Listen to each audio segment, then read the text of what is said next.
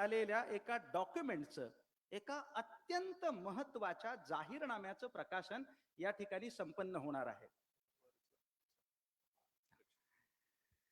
जे प्रेक्षक खाली थांबलेत, वर बाल्कनीमध्ये जागा शिल्लक आहे, त्यांना विनंती आहे की आपण वर जाऊन स्थानापन्न व्हायचं आहे. आणि या संकल्पनाम्याचं प्रकाशन ज्यांच्या अध्यक्षतेखाली संपन्न होणार आहे असे राज्याचे माजी मुख्यमंत्री आणि राज्यसभेचे विद्यमान खासदार माननीय श्रीयुत अशोकरावजी चव्हाण साहेब, आणि ज्यांच्या शुभ हस्ते हा संकल्पनामा प्रकाशित होणार आहे असे भारतीय जनता पक्षाचे ज्येष्ठ नेते तथा प्रदेश उपाध्यक्ष आणि जाहीरनामा समितीचे राज्याचे प्रमुख माननीय श्रीयुत माधवजी भांडारी, ज्यांच्या साक्षीने हा सोहळा संपन्न होणार आहे. त्यामध्ये सर्व मान्यवर या सगळ्यांच्या उपस्थितीची नोंद पहिल्यांदा आपण जोरदार टाळ्यांच्या गजरामध्ये घेऊयात. श्रोते हो, ग्रीक रोमा यूनानी सब मिट गए जहां से, मगर अब तक है बाकी नामो निशा हमारा असं म्हटलं जातं. ही आपली सभ्यता, ही आपली संस्कृती, ही आपली परंपरा. या परंपरेतलाच एक महत्वाचा भाग तो म्हणजे मान्यवरांच्या स्वागताचा, आतिथ्याचा. मी विनंती करतो या सोहळ्याचे सन्माननीय अध्यक्ष माननीय अशोकरावजी चव्हाण साहेब यांना की आपण ज्यांच्या हस्ते संकल्पनामा प्रकाशित होणार आहे असे आदरणीय माधवजी भांडारी यांचं आपण या ठिकाणी आतिथ्य करायचं आहे. माननीय अशोकरावजी चव्हाण साहेब.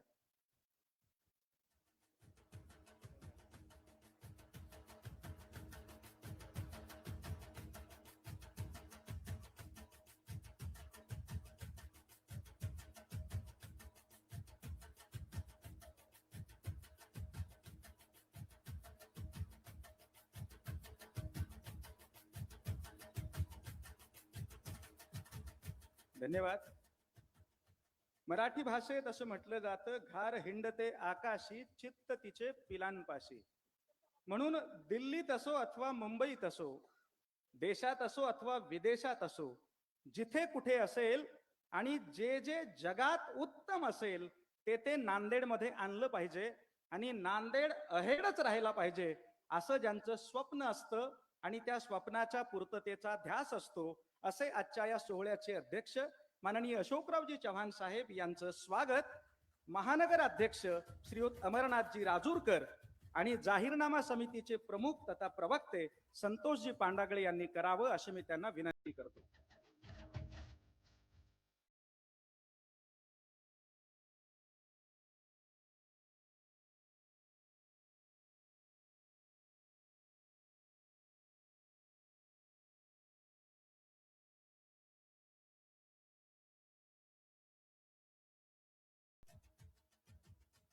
मंचावर जे मान्यवर उपस्थित आहेत त्या मान्यवरांच्या उपस्थितीची नोंद आपणाला एकत्रितपणे टाळ्यांच्या गजरामध्ये घ्यायची आहे. माननीय खासदार डॉक्टर अजितजी गोपछडे, माननीय आमदार श्रीजयाताई चव्हाण, माजी राज्यमंत्री माननीय श्रीयुत डी.पी. सावंत साहेब, महानगर अध्यक्ष माननीय श्रीयुत अमरनाथजी राजूरकर, माननीय जिल्हाध्यक्ष माननीय श्रीयुत संतुकरावजी हंबर्डे, माननीय जिल्हाध्यक्ष माननीय श्रीयुत किशोरजी देशमुख, भारतीय जनता पक्षाचे ज्येष्ठ नेते माननीय श्रीयुत बालासाहेबजी पांडे, माननीय माजी महानगर अध्यक्ष तथा प्रदेश प्रतिनिधी भारतीय जनता पक्ष माननीय श्रीयुत चैतन्य बापू देशमुख, माजी महानगर अध्यक्ष माननीय श्रीयुत दिलीपजी कंदकुर्ते, माजी महानगर अध्यक्ष माननीय प्रवीणजी साले, प्रदेश सचिव भारतीय जनता पक्ष माननीय एकनाथजी पवार आणि माननीय संतोषजी पांडागळे यांच्यासाठी एकदा जोरदार आपण टाळ्या वाजवूयात. घेतलं. असं म्हटलं जातं, जिसने न समझा समय को उसे मिटना पड़ा है, बच गया तलवार से तो फूल से कटना पड़ा है. आणि म्हणूनच आपण पुढच्या टप्प्याकडे जाऊयात. मी विनंती करतो महानगर अध्यक्ष माननीय अमरनाथजी राजूरकर यांना त्यांनी या सोहळ्याचं प्रास्ताविक करावं.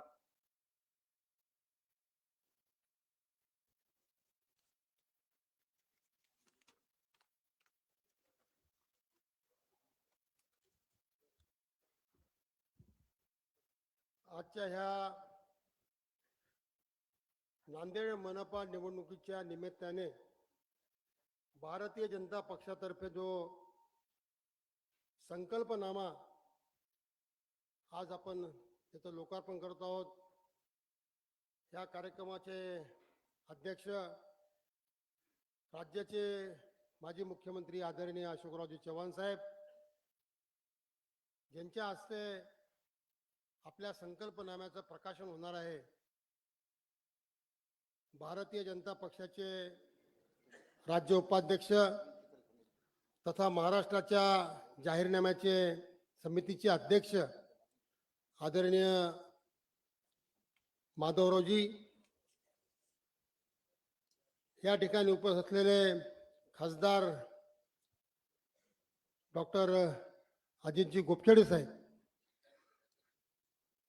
नांदेड जिल्ह्याचे माजी पालकमंत्री आदरणीय DP सावंत साहेब, भोकर विधानसभेच्या तरुण तडफदार आमदार श्री जयाती चव्हाण,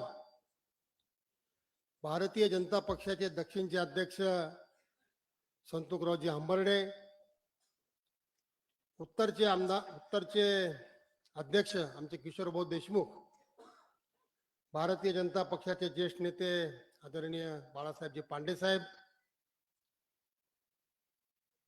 भारतीय जनता पक्षाचे माजी अध्यक्ष चैतन्य बापू देशमुख, दिलीप भाऊ कंदकुर्ते, प्रवीण भाऊ साले,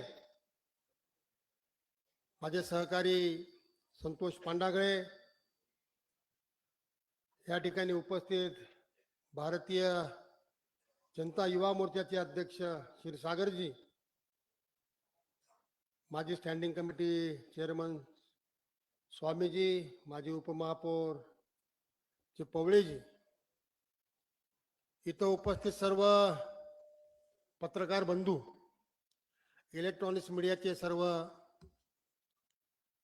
मित्र, या ठिकाणी उपस्थित सर्व भारतीय जनता पक्षाचे 67 उमेदवार आणि या संकलनामाच्या प्रकाशनाला उपस्थित सर्व नांदेड शहरातील प्रतिष्ठित मंडळी, बंधू आणि भगिनींनो, मित्र हो, मागील निवडणुकीमध्ये सुद्धा जेव्हा जाहीरनामा प्रकाशित झाला होता, त्या काळामध्ये आम्ही अशोकरावजी चव्हाण साहेबांसोबत काँग्रेस पक्षात होतो आणि त्यावेळेस जाहीरनामा प्रकाशित करण्याचा मान त्यावेळेस आम्हाला मिळाला होता आणि त्याही वेळेस योगायोगाने मी शहर काँग्रेसचा अध्यक्ष होतो आणि त्यावेळेस 73 जागा या काँग्रेसच्या आल्या होत्या. पण आज आम्ही अशोकराव चव्हाण साहेबांबरोबर 2 वर्षापूर्वी भारतीय जनता पक्षात प्रवेश केला. प्रवेश केल्यानंतर आदरणीय देवेंद्र फडणवीसजी असतील, बावनकुळे साहेब असतील, रवींद्र चव्हाण साहेब असतील, अशोक चव्हाण साहेब असतील, या सर्वांच्या आशीर्वादामुळं भारतीय जनता पक्षाचं शहर अध्यक्षपद मला मिळालं आणि आजही भारतीय जनता पक्षाचा जाहीरनामा सर्वात प्रथम भारतीय जनता पक्ष प्रकाशित करीत आहे आणि ह्या जाहीरनाम्यावर प्रकाशक म्हणून माझं नाव शहर अध्यक्ष म्हणून अमर राजूरकरचं आहे. आणि येणाऱ्या काळामध्ये गेल्या वेळेस जसे 73 जागा आल्या होत्या तशाच 100% भाजपच्या जागा यावेळेस या नांदेड मनपामध्ये आल्याशिवाय राहणार नाही, याची मला पूर्णपणे गॅरंटी आहे. मित्र हो, देशाचे कणखर नेतृत्व आदरणीय नरेंद्र मोदी साहेब यांच्या नेतृत्वाखाली विकसित भारताची संकल्पना घरोघरी पोहोचलेली आहे. त्याचबरोबर महाराष्ट्रामध्ये सुद्धा विकसित महाराष्ट्राची कल्पना देवेंद्र भाऊ यांच्या नेतृत्वाखाली घरी घरी पोहोचलेली आहे आणि त्याच धर्तीवर अशोकराव चव्हाण साहेब यांच्या नेतृत्वामध्ये हे विकसित नांदेडची कल्पना घराघरामध्ये नांदेड मनपाच्या हद्दीमध्ये झाल्याशिवाय राहणार नाही. अशोकरावजी चव्हाण यांच्या नेतृत्वात विकसित नांदेडचा संकल्पनामा आपल्यासमोर आम्ही ठेवणार आहोत. मित्रहो, अजून एक महत्वाची गोष्ट म्हणजे देशाचे माजी पंतप्रधान भारतरत्न कैलासवासी डॉक्टर अटल बिहारी वाजपेयी यांचे शताब्दी वर्ष आहे. या महत्वपूर्ण वर्षामध्ये नांदेड मनपामध्ये भाजपची एक हाती सत्ता आणून अटलजीला विनम्र अभिवादन आपण सर्वजण करणार आहोत. त्यामुळं अटलजीला आपल्याला विनम्र अभिवादन करायचं आहे. अशोकरावजींच्या मनातील सर्व कल्पना आपल्या समोर ते बोलतीलच. या ठिकाणी मी आदरणीय माधवरावजी भंडारी साहेबांचं नांदेड महानगरचा अध्यक्ष या नात्याने आणि आपण जाहीरनामा प्रमुख म्हणून या ठिकाणी ह्या कार्यक्रमाला आलात आणि आपलं मार्गदर्शन आम्हाला लागणार आहे, त्याबद्दल आपले धन्यवाद मानतो. मी फक्त एकच म्हणल, आपल्या समोर घोषणा दिली, आपण सर्वांनी एक घोषणा द्यायची आहे. मी म्हणेल भाजपा म्हणू, आपण सर्वांनी म्हणायचं भाजपा आणू. भाजपा म्हणू, भाजपा म्हणू. भाजपा अनु. जय हिंद, जय महाराष्ट्र, जय श्रीराम.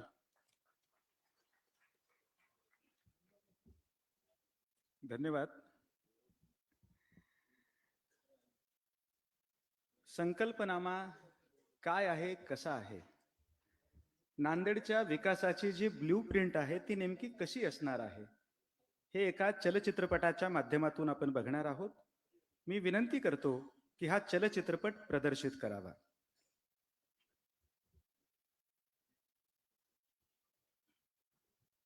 हे आहे आपलं नांदेड, इतिहासाची साक्ष देणारं, सांस्कृतिक वैविध्यानं नटलेलं आणि विकासाच्या मार्गावर आत्मविश्वासानं मार्गक्रमण करणारं शहर. विकासाच्या या वाटचालीला आता अधिक गती देण्याची वेळ आली आहे. वेगवान दूरदर्शी विकासाच्या नव्या पर्वाचा भक्कम शुभारंभ करण्याचा निर्णायक क्षण येऊन ठेपलाय. देशाचे लोकप्रिय, दूरदर्शी आणि खंबीर नेतृत्व पंतप्रधान माननीय नरेंद्रजी मोदी यांनी 2047 पर्यंत भारताला विकसित राष्ट्र म्हणून उभं करण्याचा संकल्प केलाय. एक तो हमारा लक्ष्य है 2047, हिंदुस्तान विकसित होना ही चाहिए, नो कॉम्प्रोमाइज. आजादी के 100 साल हम ऐसे ही नहीं बिताएंगे.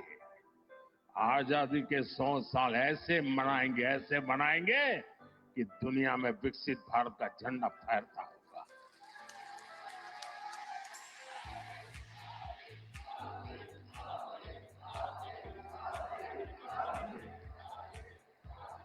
त्याच प्रेरणेतून महाराष्ट्राचे लाडके, लोकप्रिय आणि कर्तबगार मुख्यमंत्री माननीय देवेंद्रजी फडणवीस यांनीही 2047 पर्यंत विकसित महाराष्ट्राचा निर्धार केलाय. अलाइनिंग विद द नेशनल मिशन हम लोग बहुत ही जल्दी हमारा स्टेट मिशन भी यहाँ पर शुरू करेंगे. मुझे बताते हुए खुशी होती है कि कल ही हमारे मंत्रिमंडल ने, हमारी कैबिनेट ने विकसित महाराष्ट्र 2047 ये जो नीति आयोग के साथ हमने एक विजन तैयार करने का काम किया, उस विजन को मान्यता दी है. विकसित भारताची, विकसित महाराष्ट्राची उभारणी होत असताना विकासाच्या या महाप्रवाहात नांदेड शहरालाही अधिक आधुनिक, अधिक सक्षम आणि अधिक समृद्ध बनवण्याचा ठाम निश्चय करून भारतीय जनता पार्टी नांदेड वाघाळा शहर महानगरपालिकेच्या निवडणूक रिंगणात उतरली आहे. भारतीय जनता पार्टीकडे पंतप्रधान माननीय नरेंद्रजी मोदी, मुख्यमंत्री माननीय देवेंद्रजी फडणवीस आणि नांदेडच्या विकास प्रक्रियेत दीर्घकाळ अग्रणी राहिलेले माजी मुख्यमंत्री खासदार माननीय अशोकरावजी चव्हाण यांच्यासारखे अनुभवी आणि विश्वासार्ह नेतृत्व आहे. नेतृत्वासोबतच भाजपाकडे कर्तृत्व आहे, विकासाची दृष्टी आहे, केंद्रात सत्ता आहे, राज्यात सत्ता आहे आणि याच बळावर अधिक विकसित, अधिक आधुनिक नांदेड घडवण्याचा ठाम निर्धार व्यक्त करणारे भारतीय जनता पार्टीचे निवडणूक घोषणापत्र विकसित नांदेडचा संकल्पनामा आम्ही नांदेडकर जनतेसमोर मांडत आहोत.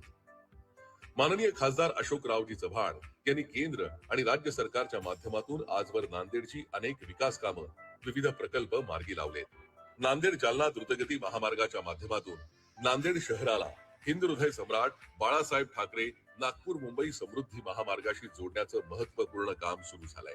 शहरातील अवजड वाहतूक कमी करण्यासाठी पूर्व आणि पश्चिम वळण रस्त्यांची निर्मिती झाली असून अनेक नवे रस्ते आणि पुलांची उभारणी, तर जुने रस्ते आणि पुलांची दुरुस्ती झाली आहे. विष्णुपुरी येथील श्री काळेश्वर मंदिर परिसराचा विकास, विमानतळ रस्त्यावरील वॉकिंग ट्रॅक आणि उद्यान, माता गुजरीजी विसावा उद्यानातील आर के लक्ष्मण यांच्या कॉमन मॅनचं शिल्प या सर्वांनी नांदेडच्या सौंदर्यात नवी भर घातली आहे. नांदेड शहरातील प्रशासकीय यंत्रणेच्या पायाभूत सुविधा विकसित करण्यात येत असून सर्वच न्यायालयांना एकाच परिसरात आणण्यासाठी कौठा इथे सुसज्ज आणि भव्य न्यायालय संकुलाची उभारणी अंतिम टप्प्यात आहे. नांदेडचं शासकीय कृषी महाविद्यालय आणि शासकीय नर्सिंग महाविद्यालयाला मंजुरी, शासकीय अध्यापक महाविद्यालयाला जागा आणि बांधकामाची परवानगी, वसतिगृहांची उभारणी, स्पर्धा परीक्षांच्या तयारीसाठी अभ्यासिका अशा अनेक कामांच्या रूपात विद्यार्थ्यांसाठी नवीन शैक्षणिक सुविधा उपलब्ध झाल्या. दळणवळणाच्या क्षेत्रात नांदेड अधिक गतिमान झालंय. नांदेड मुंबई वंदे भारत एक्सप्रेस, नांदेडहून मुंबई, नवी मुंबई, पुणे, दिल्ली, हैदराबाद, बंगळुरू, अहमदाबाद या शहरांसाठी थेट विमान सेवांमुळे नांदेड आज देशाच्या कानाकोपऱ्याशी जोडलं गेलंय. मागील काही वर्षात मनपानं उभारलेलं जगज्योती महात्मा बसवेश्वर महाराज, छत्रपती राजश्री शाहू महाराज, क्रांती सूर्य महात्मा ज्योतिबा फुले आणि क्रांती ज्योती सावित्रीबाई फुले, हरित क्रांतीचे प्रणेते माजी मुख्यमंत्री वसंतरावजी नाईक यांचे पुतळे आज लाखो नांदेडकरांसाठी प्रेरणास्थळ ठरली आहे. राजमाता जिजाऊ यांच्या कार्याची महती सांगणारी जिजाऊ सृष्टी नांदेडची शान बनली असून पुण्यश्लोक अहिल्यादेवी होळकर यांच्या पुतळ्याच्या उभारणीचं कार्य सुरू झालंय. पंतप्रधान आवास योजना आणि रमाई आवास योजनेतून 18,000 घरकुलांना मंजुरी मिळाली आहे. त्यापैकी 12,000 घरकुलांचं काम पूर्ण झालंय. नांदेड शहरात झालेल्या कामांची यादी मोठी आहे. मात्र आम्ही केवळ केलेली कामं सांगून थांबणार नाही आणि समाधानही मानणार नाही. आम्ही खरे समाधानी तेव्हाच होऊ जेव्हा नांदेडचा विकास अजून वेगवान होईल. त्यासाठीच आम्ही भविष्यातील आधुनिक नांदेडची सखोल, अभ्यासपूर्ण आणि दूरदर्शी आखणी केली आहे. कोविड काळात खासदार अशोकरावजी चव्हाण यांनी सार्वजनिक आरोग्य सेवांना बळकटी दिली होती. तेच धोरण कायम ठेवून पुढील काळात नांदेडला 500 खाटांचं जिल्हा सामान्य रुग्णालय, 100 खाटांचं कर्करोग विशेषोपचार सुविधा रुग्णालय, सुपर स्पेशालिटी हॉस्पिटल उभारण्याचा आमचा संकल्प आहे. नांदेड आणि लगतच्या परिसरातील उद्योग, व्यवसाय आणि रोजगार निर्मितीला चालना देण्यासाठी मोठे प्रकल्प आणण्यासाठी आमचा पाठपुरावा सुरू झालाय. नांदेड शहराचा वेगाने होणारा विस्तार पाहता तज्ञ संस्थांच्या मदतीनं भविष्यातील नांदेडच्या सर्वांगीण विकासाची ब्लूप्रिंट आम्ही तयार करणार आहोत. नांदेडला सेफ सिटी प्रकल्पाची अंमलबजावणी, सीसीटीव्ही यंत्रणेचं पुनरुज्जीवन, वाहतुकीचं नियोजन, पार्किंग स्लॉटची निर्मिती, भूमिगत विद्युत वाहिन्या, शहरालगतच्या गावांसाठी ई बस वाहतूक, गोदावरी नदी काठावर नव्या रस्त्यांची निर्मिती, पर्यटन उपक्रमांना चालना, मध्यवर्ती ग्रंथालयाची उभारणी, नांदेड शहरानजीक NDRF बटालियनची कायमस्वरूपी तैनाती, घरकुल आवास योजनेत अधिक लाभार्थ्यांचा समावेश, पावसाच्या पाण्याचा निचरा होण्यासाठी ठोस उपाययोजना, घनकचऱ्याचं प्रभावी व्यवस्थापन, चार्टर सिटीझन कायद्यानुसार महानगरपालिकेच्या सेवा सुविधा नागरिकांना विहित कालावधीत उपलब्ध करून देण्यासाठी प्रभावी उपाययोजना, कौठा परिसरात भव्य जिल्हा संकुल, जिल्हा क्रीडा संकुल, भव्य इंडोर स्टेडियम आदींची आखणी आम्ही केली आहे. मध्य प्रदेशातील इंदूर शहर स्वच्छतेसाठी सलग 5 वर्ष देशातल्या पहिल्या क्रमांकाचा पुरस्कार पटकावणारं शहर ठरलंय. त्याच धर्तीवर स्वच्छता यंत्रणेत आमूलाग्र बदल घडवून नांदेडला एक स्वच्छ आणि सुंदर शहर करण्याचा आमचा निर्धार आहे. सबका साथ, सबका विकास, सबका विश्वास हा पंतप्रधान माननीय नरेंद्रजी मोदी यांचा मंत्र शिरसा वंद्य मानून आम्ही संपूर्ण शहराला सर्वसमावेशक असं नव रूप देणार आहोत. हमारा कमिटमेंट क्या है वो मैं आपको कहना चाहता हूं. मैंने बार बार कहा है, मेरी सरकार का एक ही धर्म है. मेरी सरकार का एक ही धर्म है, इंडिया फर्स्ट. मेरी सरकार का एक ही धर्म ग्रंथ है, भारत का संविधान. मेरी सरकार की एक ही भक्ति है, भारत भक्ति. मेरी सरकार की एक ही पूजा है, 125 करोड़ देशवासियों का कल्याण. मेरी सरकार की एक ही कार्यशैली है, सबका साथ सबका विकास.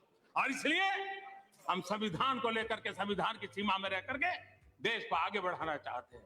नांदेड वाघाळा शहर महानगरपालिकेच्या निवडणुकीसाठी भारतीय जनता पार्टीचा जाहीरनामा हा केवळ एक दस्तावेज नाही, तर आमची कटिबद्धता आहे.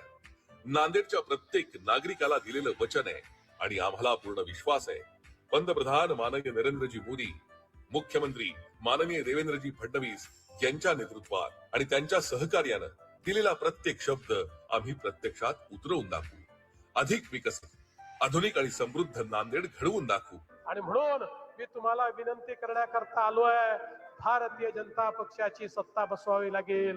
शेवटी जाता जाता एवढंच सांगतो, कमळाचं चिन्ह तुम्हाला माहिती आहे. तुम्ही कमळाची चिंता करा, त्यानंतर 5 वर्ष तुमची चिंता हा देवाभाऊ करेल, हा विश्वास तुम्हाला देतो. आपण सर्वांनी भारतीय जनता पार्टीला भक्कम समर्थन द्यावं आणि नांदेड वाघाळा शहर महानगरपालिकेतील भारतीय जनता पार्टीच्या सर्व उमेदवारांना प्रचंड मताधिक्यानं विजयी करावं अशी नम्र विनंती आहे.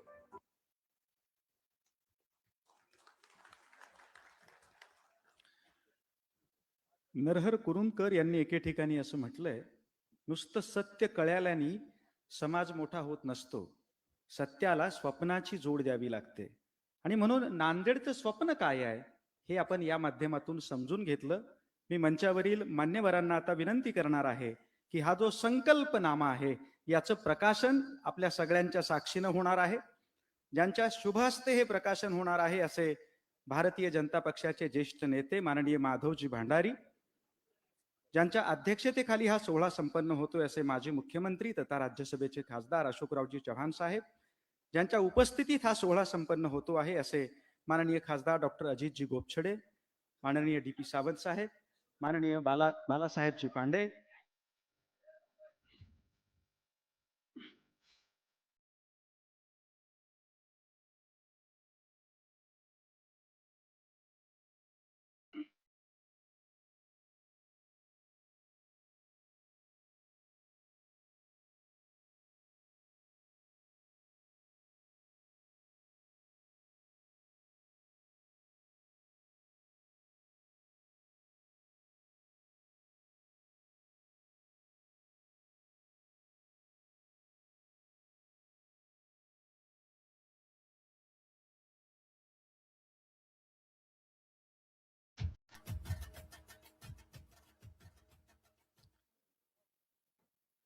या संकल्पनाम्याच्या निर्मिती प्रक्रियेमध्ये ज्यांचं योगदान आहे त्यांच्या प्रती कृतज्ञता व्यक्त करायची आहे.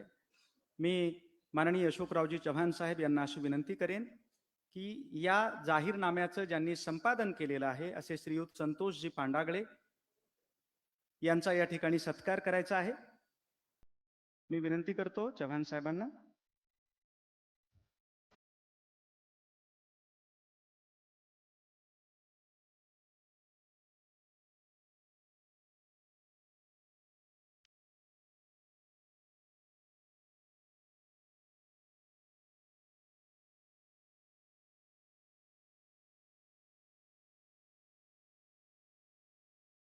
या संकल्पनाम्याच्या डिझायनिंगचं काम ज्यांनी केलेलं आहे असे श्रीयुत अतुलजी भुरेवार आणि रुपेशजी भुरेवार, मास्टर माइंड, यांचंही या प्रसंगी यांच्या प्रती कृतज्ञता सत्काराच्या रूपात व्यक्त होणार आहे.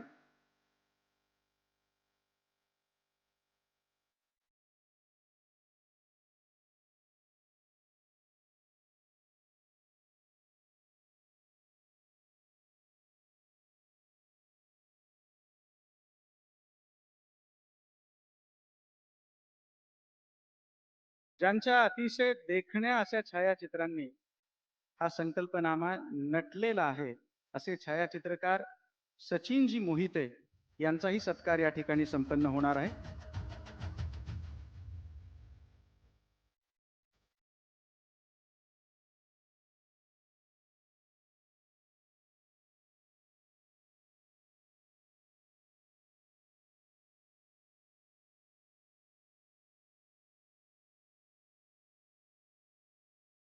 मान्यवरांचे आभार.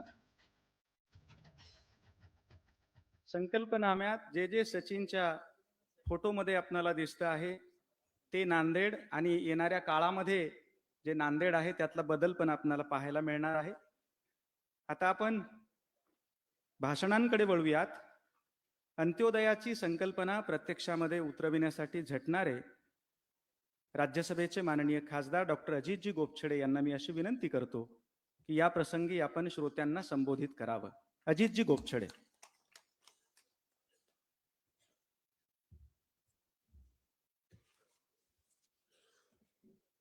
नांदेड वाघाळा शहर महापालिका निवडणुकीचा विकसित नांदेडचा संकल्पनामा या अतिशय देखण्या कार्यक्रमात उपस्थित असलेले कार्यक्रमाचे अध्यक्ष, माजी मुख्यमंत्री, राज्यसभेतील माझे मार्गदर्शक, राज्यसभा खासदार माननीय अशोकराव चव्हाण साहेब, भारतीय जनता पार्टी जनता पक्षामधून जेव्हा बाहेर पडली चव्हाण साहेब, भाजपचा जेव्हा जन्म झाला तेवढं वय असलेले या ठिकाणी उपस्थित असलेले जाहीरनाम्याचे महाराष्ट्राचे प्रमुख माननीय माधवजी भंडारी यांचं टाळ्या वाजवून सगळ्यांनी स्वागत करावं. माननीय आमदार श्रीजयाताई चव्हाण, माननीय माझे मार्गदर्शक बाळासाहेब पांडे, माजी मंत्री DP सावंत साहेब, अमरभाऊ राजूरकर, संतुकरावजी हंबर्डे, किशोरजी देशमुख, प्रवीणजी साले, दिलीपजी कंदकुर्ते, चैतन्य बापू देशमुख, संतोषजी पांडागडे, किशोरजी स्वामी, उमेशजी पवळे, शशिकांतजी क्षीरसागर.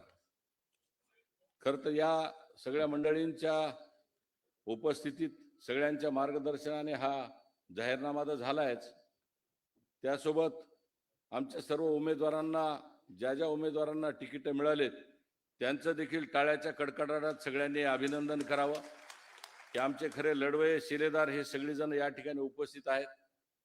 त्याहीपेक्षा ज्या आमच्या सर्व कार्यकर्त्यांना ज्यांना तिकीट मिळाले नाहीत परंतु तरी पण ते भारतीय जनता पार्टीवर श्रद्धा ठेवून निष्ठेने भारतीय जनता पार्टीमध्ये आज इथे राहून भाजपचा कमळाचा झेंडा खांद्यावर घेऊन महापालिकेच्या लढवयासाठी स्वतःचं त्याग आणि समर्पण करणाऱ्या सर्व कार्यकर्त्यांचं पण टाळ्या वाजून तेवढ्याच पद्धतीने अभिनंदन करावं. खरं तर माधवजी, आपण या कार्यक्रमाला आलात. चव्हाण साहेबांची अतिशय चांगली संकल्पना, एक तर तुम्हाला उपस्थित करणे आणि इंदोरच्या महापौरांना उपस्थित करणे, याला एक व्हिजन म्हणतात. माधवजींचा परिचय अख्ख्या महाराष्ट्राला नाही भारताला आहे. गुरु गोविंद सिंगांच्या स्टेडियमवरती नरेंद्र मोदींची सभा असताना मी आणि बापू आणि प्रवीण आम्ही तिघही त्या सभेचे प्रमुख होतो आणि अथांग जनसागर समोर होता आणि त्यावेळेस मोदीजींनी सभा करून बाहेर निघताना त्या सभेचे प्रमुख माधवजी भंडारी होते आणि जेव्हा जनसागरातून बाहेर पडत असताना सगळी सभेवरची व्यासपीठावरची जी गर्दी मोदींच्या भोवती खूप कोंडाळा करून उभी होती. माधवजी हे नेहमीप्रमाणेच कार्यकर्त्यासारखे बाजूला बसून होते. सभा सगळी माधवजींनी केली होती, पण मोदीजींनी एकदम कोपऱ्यात बसलेल्या माधवजी भंडारींकडे हाक मारली, अरे माधवजी कहा हो आप, म्हणजे सगळ्यांना सोडलं आणि माधवजींना बोलवलं. त्या मोदीजींचं करावं तेवढं कौतुक कमी आणि आमच्या माधवजींचं करावं तेवढं कौतुक कमी, कारण माधवजींनी ती सभा यशस्वी केली हे मोदीजींना माहिती नव्हतं, परंतु नंतर आमच्या सगळ्यांनी सांगितलं, त्यानंतर ते कळालं. त्याचे साक्षीदार प्रवीण आणि बापू पण इथे आहेत. म्हणजे सगळ्या गर्दीला ओलांडून मोदीजी माधवजींकडे गेले आणि त्यांच्या पाठीवर थाप ठेवून त्यांना प्रेमाने त्यांची साथ घातली, त्यांच्यासोबत चर्चा केली. खरं तर आज इंदोरचे महापौर इथे नाही आहेत चव्हाण साहेब, की तुम्ही जे बोलावलं होतं ते खरं तर एक चांगल्या उद्देशाने, त्यांच्या अडचणीमुळे ते येऊ शकले नाहीत. माधवजींना बोलवणं आणि इंदोरच्या महापौरांना बोलवणं याच्यातच आमच्या जाहीरनाम्याचा संकल्प सिद्ध झालेला आहे. कारण इंदोरचं स्वच्छता आहे, इंदोरची खानपानाची चंगळ आहे, शिक्षणाचं माहेरघर आहे, अहिल्यादेवींचे त्या ठिकाणी ती राजधानी होती. खरं तर म्हणजे चव्हाण साहेबांच्या मनामध्ये इंदोर सारखं शहर जे आज भारतामध्ये नव्हे जगातल्या अनेक पर्यटकांचं आकर्षणाचं जे केंद्र आहे ते त्या ठिकाणी आपल्या नांदेड शहराला त्या प्रकारचं व्हिजन मिळावं आणि त्या प्रकारचं या ठिकाणी नांदेड शहर व्हावं ही त्यांची संकल्पना त्यांनी अधोरेखित या ठिकाणी केलेली आहे. खरं तर या ठिकाणी व्यासपीठावरच्या मंडळीसोबत आम्ही आणि चव्हाण साहेब खरं तर खूप अभ्यास केला. 6-7 दिवस 8 दिवस. मला वाटतं मी आता श्रीजयाताईंना विचारलं की चव्हाण साहेबांनी BSc आणि MBA केलं साहेब, पण आपण या 10-15 दिवसामध्ये इतका अभ्यास केलेला मी जवळून पाहिलं. बारीक सारीक प्रत्येक गोष्टीचा अभ्यास केला. म्हणजे माधवजी म्हणजे एखाद्या म्हणजे महाविद्यालयीन जीवनामध्ये आम्ही देखील एवढा अभ्यास केला नसेल. म्हणजे मी स्वतः चव्हाण साहेबाबद्दल म्हणणं झालो, म्हणजे मी स्वतः अभ्यास केला नसेल साहेब. इतका अभ्यास बारकाईने म्हणजे नोट्स लिहून काढणं, म्हणजे प्रत्येक उमेदवाराच्या बाबतीत बारीक सारीक त्याचे सगळे विषय, तो काय करतो, कसा वागतो, समाजात कसा आहे, त्याचा जनतेमध्ये कसा आहे, तो नीतिमत्ता कशी आहे, तो संस्कारित आहे का भारतीय जनता पार्टीमध्ये. आणि इथे सगळ्यात महत्वाचा विषय म्हणजे जुन्या नव्याचा काही वाद नाही. माझी तर सगळ्यांना कळकळीची नम्र विनंती आहे की आता हा सगळा विषय संपलेला आहे आणि चव्हाण साहेब आल्यानंतर ही शक्ती पूर्णपणे ताकदीनं मोठी झालेली आहे आणि ज्या पद्धतीने अभ्यास करून ज्या पद्धतीने एक एक माणसांचा म्हणजे रात्री 1:30, 2, 3 वाजेपर्यंत अभ्यास करून ही ज्या पद्धतीने त्यांनी यादी प्रकाशित केली, याच्यामध्ये सगळ्यांचं सामूहिक नेतृत्व असलं, त्याच्यामध्ये सगळ्यात जास्त श्रेय कोणाला असेल तर ते माननीय अशोकराव चव्हाण साहेबांना आहे. त्यांचं खरं तर आपण सगळ्यांनी मनापासून कौतुक केलं पाहिजे. खरं तर त्यांनी एवढा सगळा अभ्यास केला, परंतु एवढ्या सगळ्या गोष्टी केल्याच्या नंतर आता माझी सर्व आपल्या कार्यकर्त्यांना पण काही विनंती आहे. मी काही फार जास्त वेळ काही बोलणार नाही, कारण मला चव्हाण साहेबांचं ऐकायचं आहे. परंतु मला कार्यकर्त्यांना विनंती करायची आहे की आज तुम्हाला तिकीट मिळाले, त्या आविर्भावामध्ये राहू नका. काळे काच वर करून राहू नका. काळे गॉगल असतील तर ते काढून टाका. गळ्यातल्या सोन्याच्या चेनी असतील तर त्या पण लोकांना दाखवू नका. तुम्ही लोकांच्या समस्या बनवणारा माणूस म्हणून म्हणा, नेता पण जो आहे त्या माणसांना वाटलं पाहिजे की हा आपल्या घराघरातला माणूस आहे. त्यांच्यानंतर जो कार्यकर्ता तुम्हाला फोन करतो त्या कार्यकर्त्याचा तुम्ही फोन उचला. तुम्हाला या काळामध्ये फोन उचलणं शक्य नसेल, त्याची पॅरलल सिस्टीम नेमा, पण त्याचा मोबाईल नंबर सेव्ह केला पाहिजे. रात्री झोपताना काय अशोकराव किंवा काय प्रदीप, काय चला आशिष, असं सगळ्यांना तुम्ही बोललं पाहिजे. असं त्या माणसाला खूप चांगलं वाटतं. हॉस्पिटलमध्ये बेड नाही म्हणून साहेब फोन येतात, तर साहेब अशा वेळेला त्या सर्वसामान्य माणसाला जर समजा आपण एखादा बेड मिळवून दिला तर तुम्हाला सांगतो त्या घरच्या घर तुम्ही जिंकू शकता. एखाद्या ठिकाणी शासनाच्या कामामध्ये जर एखादी केस आणली, मी अमरनाथ राजूरकरांचं पाहिलं की काही असलं, अरे अमर फोन ठेव, अमर फोन ठेव, म्हणजे अमर फोन ठेवतच नाही. म्हणजे अशोकरावजी एवढं सारखं सांगतात पण ते अमरभाऊ फोन चालूच असतो त्यांचा. तर त्यांच्या खालच्या पातळीवरच्या माणसाला प्रत्येकाला काही ना काहीतरी अडचणी असतात. माझं असं म्हणणं आहे की ज्या पद्धतीने तहसीलदारचं काम आहे, घरातलं काम आहे, अनेक विषयासाठी अधिकारी सहकार्य करत नाहीत, त्यावेळेस आपण त्या माणसासाठी धावून गेलं पाहिजे. हे सरकारी दप्तरात असेल किंवा तुम्ही अनेक ठिकाणच्या वैयक्तिक त्यांच्या समस्या असतील त्याच्यासाठी पण तुम्ही या काळात नव्हे तर नगरसेवक झाल्याच्या नंतर देखील तुम्हाला त्यांच्या मनामध्ये राहणं अत्यंत आवश्यक आहे. खरं तर मी तुम्हाला सांगतो की लोक खूप जण म्हणतात चव्हाण साहेब की पैशाच्या बळावर निवडणुका लढविल्या जातात, पण मी तुम्हाला एक सांगतो या ठिकाणी, जर समजा संकटात उभा राहणारा जर समजा मजबूत खांदा त्या माणसांना मिळाला तर त्या ठिकाणी लोक 1000-500च्या नोटाला भिरकून टाकतात आणि त्याच माणसाच्या पाठीमागे उभे टाकतात. माझी तुम्हाला विनंती आहे की बॅनरवर चेहरे लावल्यानं मतं येत नाहीत. कामाच्या क्षणी कोण धावून येतो त्या माणसाला मतं मिळतात, हे प्रत्येकाने लक्षात ठेवा. कामाच्या क्षणी मदत करणारा जो माणूस असतो, आणि तुम्हाला अर्ध्या रात्री कोणी फोन केला, साहेब 1:30 वाजता फोन केला मी, आणि तो आज मला घाईवरून भेटायला आला, म्हणजे 2:30 वाजता त्याचा फोन आला. पोस्टमार्टम साठी माझा मृतदेह देत नाही झाले साहेब माझ्या वडिलाचा.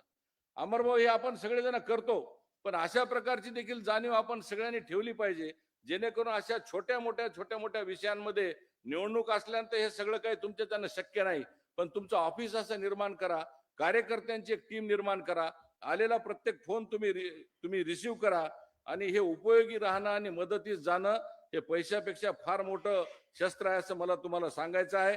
माणुसकीची भाषा वापरा, आणि तुमच्या वार्डामध्ये सातत्यानं जर तुम्ही फोन करून जर काम केलं तर घराघरात तुमचं नाव पोहोचेल, आणि मदत छोटी असेल किंवा मोठी असेल तुमची भावना मोठी ठेवा. माझी सर्व कार्यकर्त्यांना नम्र प्रार्थना आहे, आपला तुपला करू नका. आम्ही जात पात धर्म काहीच बघितला नाही. चव्हाण साहेबांनी देखील हा इथला आहे का तिथला आहे हा देखील बघितलं नाही. आमच्या सगळ्या टीमनी, संतुकराव होते, आमचे संघटन मंत्री आता या ठिकाणी उपस्थित नाहीत, माजी नगराध्यक्ष, महानगराध्यक्ष, श्रीजयाताई, आमची सगळी टीम होती. आता मी खरं तर ज्या लोकांचं बलिदान झालंय आणि तरी ते पक्षात आहेत त्यांचे जर नावं घ्यायला गेलो तर मला भाषण संपणार नाही. पण मला हे म्हणायचं की होळीपासून ते पूर्ण शेवटच्या आमच्या राजकारणापासून पासून पुढच्या तरोड्यापर्यंत अनेक असे कार्यकर्ते आहेत की ज्यांना तिकीट नाही मिळाली, पण साहेब त्यांनी पक्ष नाही सोडला, तुमची साथ नाही सोडली, भारतीय जनता पार्टीची साथ नाही सोडली. मला असं वाटते की त्या कार्यकर्त्यांना देखील आपल्याला भविष्यामध्ये न्याय मिळवून देणं फार आवश्यक आहे, आणि त्यांना आपल्या सगळ्यावर एक प्रकारची श्रद्धा आहे. साहेबांनी ज्या पद्धतीने आता आपल्याला सगळ्याला संकल्पनामा दाखवलेला आहे, विजन पण दाखवलेला आहे. मी फक्त 2-3 शब्दामध्ये काही गोष्टी फक्त या ठिकाणी सांगून माझं भाषण आटोपत घेणार आहे. माझे मित्र जाहीरनामा लिहिणारे संतोष पांडागळे यांचं देखील टाळ्या वाजवून सगळ्यांनी स्वागत करावं, कारण त्यांनी देखील मोठं बलिदान पत्करून जाहीरनामा लिहिलेला आहे. तर खरं आहे, बिचारे म्हणजे माझे मित्र आहेत, क्लासमेट आहेत, पण त्यांनी जाहीरनामा छातीवर धोंडा ठेवून लिहिला. हे कौतुक करा इतकं कमी आहे काय? बरोबर आहे की चूक आहे? हा, ते सांगणं योग्य नाही तसं. आता साहेब, या ठिकाणी आपली जी ट्रॅफिकची समस्या आहे सगळ्यात महत्वाची, लोकांना आपल्याला या विळख्यातून आपल्याला मुक्त करावं लागेल. या ठिकाणी टीचिंग सेंटर्स एवढ्या मोठ्या प्रमाणात आहेत, आपल्याला शिक्षणाचं हब या ठिकाणी करणं आवश्यक आहे. डॉक्टरांचे या ठिकाणी खूप मोठे क्लिनिक चालतात, या ठिकाणी मेडिकल टुरिझम आणि मेडिकल हब आपल्याला करणं आवश्यक आहे. कारण आपण दोघांनी मिळून राज्यसभेमध्ये राहून साहेब आपण रेल्वे आणल्या, विमानं आणली, पण या ठिकाणी जर समजा आपण याच्या माध्यमातून जर मेडिकल टुरिझम जर करता आलं, मेडिकल हब जर या ठिकाणी करता आलं, टीचिंगचं हब या ठिकाणी करता आलं, एआयच्या माध्यमातून साहेब या ठिकाणी आपण दोघांनी मिळून अश्विनी वैष्णवांच्या पाठीमागे लागून एआयचं हब जर या ठिकाणी आपण निर्माण करू शकलो तर या नांदेड शहराचा चेहरा कायापालट होल्याशिवाय राहणार नाही. आणि मी तुम्हाला सांगू इच्छितो, हे जर कोण करू शकतं तर मी अशोकराव चव्हाण साहेबांच्या माध्यमातून सांगू इच्छितो की नरेंद्र मोदींच्या नेतृत्वात, देवेंद्र फडणवीसांच्या व्हिजन मध्ये, अशोकराव चव्हाणांच्या नेतृत्वात आपण सगळेजण मिळून हे करू शकतो.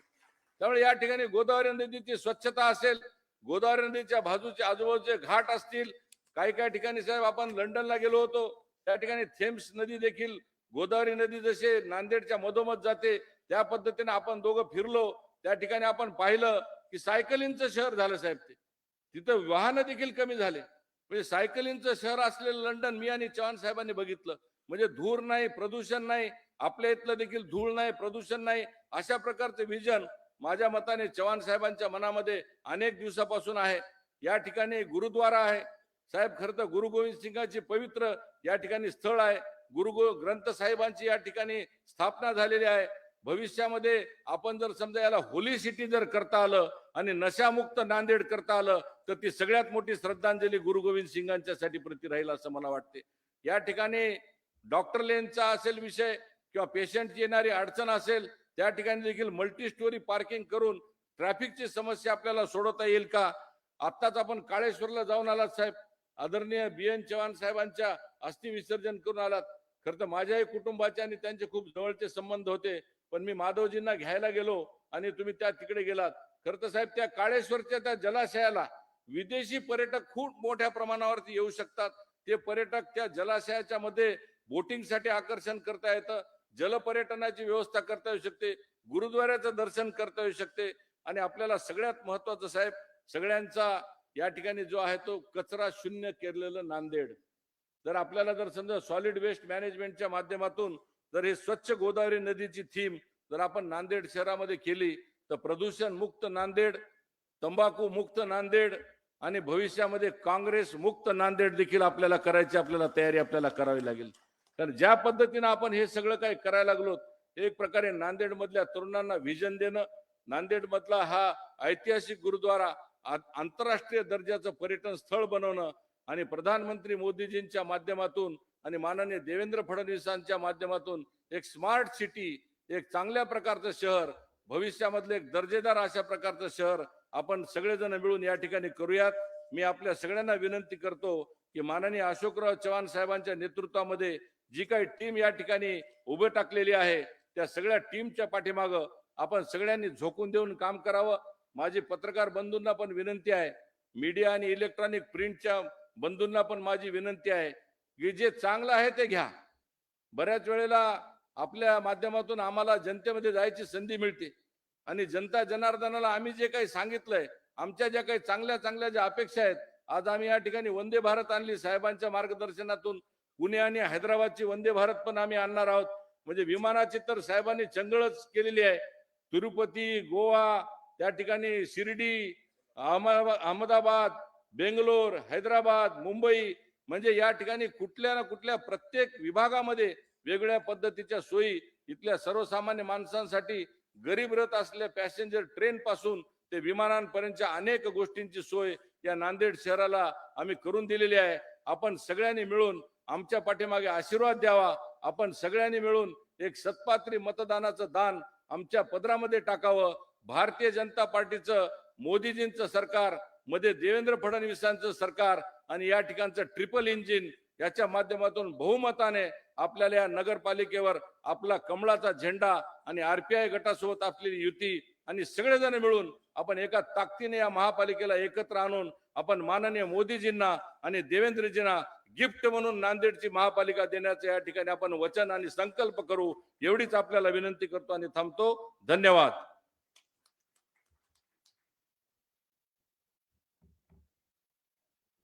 धन्यवाद. भविष्यातलं नांदेड हे वर्तमानातल्या नांदेडपेक्षा नेमकं कसं वेगळं असेल याचं एक संकल्पचित्र अजितजी गोपछडे यांनी आपल्या मार्गदर्शनातून रेखाटलेलं आहे. आता मी भाषणासाठी त्यांना आमंत्रित करतो आहे. खरं तर वृत्तवाहिन्यांवरती चालणाऱ्या वेगवेगळ्या डिबेटमध्ये आपल्या मताचं मंडन आणि विरोधी असणाऱ्या मताचं खंडन कसं करायचं याचा एक संस्कार ज्यांनी महाराष्ट्रातल्या तरुण पिढीवरती अनेक वर्ष केला, प्रवक्ते असताना, असे भारतीय जनता पक्षाचे ज्येष्ठ नेते,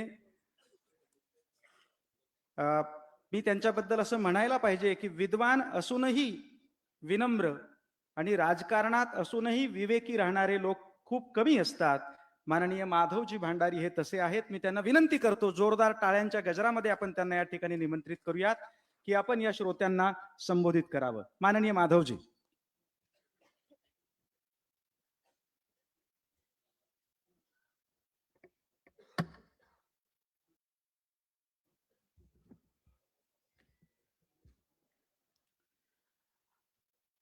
या ठिकाणी उपस्थित महाराष्ट्राचे माजी मुख्यमंत्री खासदार माननीय अशोकरावजी चव्हाण, भारतीय जनता पार्टीचे महानगराचे अध्यक्ष माननीय अमरनाथजी राजूरकर. खरं म्हणजे अशोकरावजींचं नाव घेतलं की अमरनाथजींचं नाव त्यात येतच, असा एक माझा अनेक वर्षांचा समज आहे. बरोबर आहे.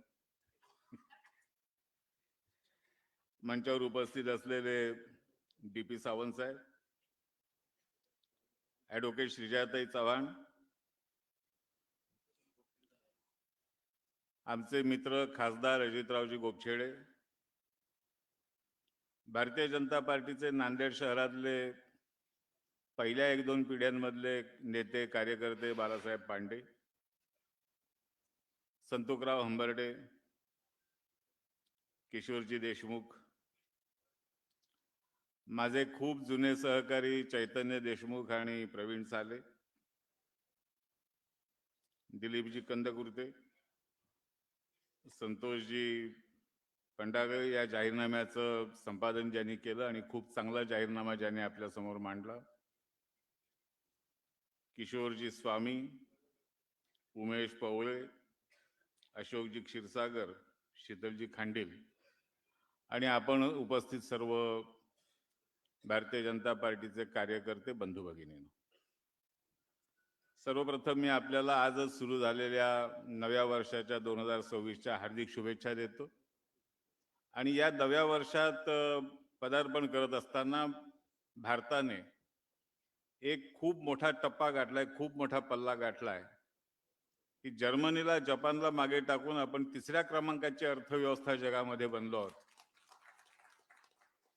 आणि 2ऱ्या क्रमांकावर जाण्याच्या दिशेने आपण वाटचाल करतो आहोत.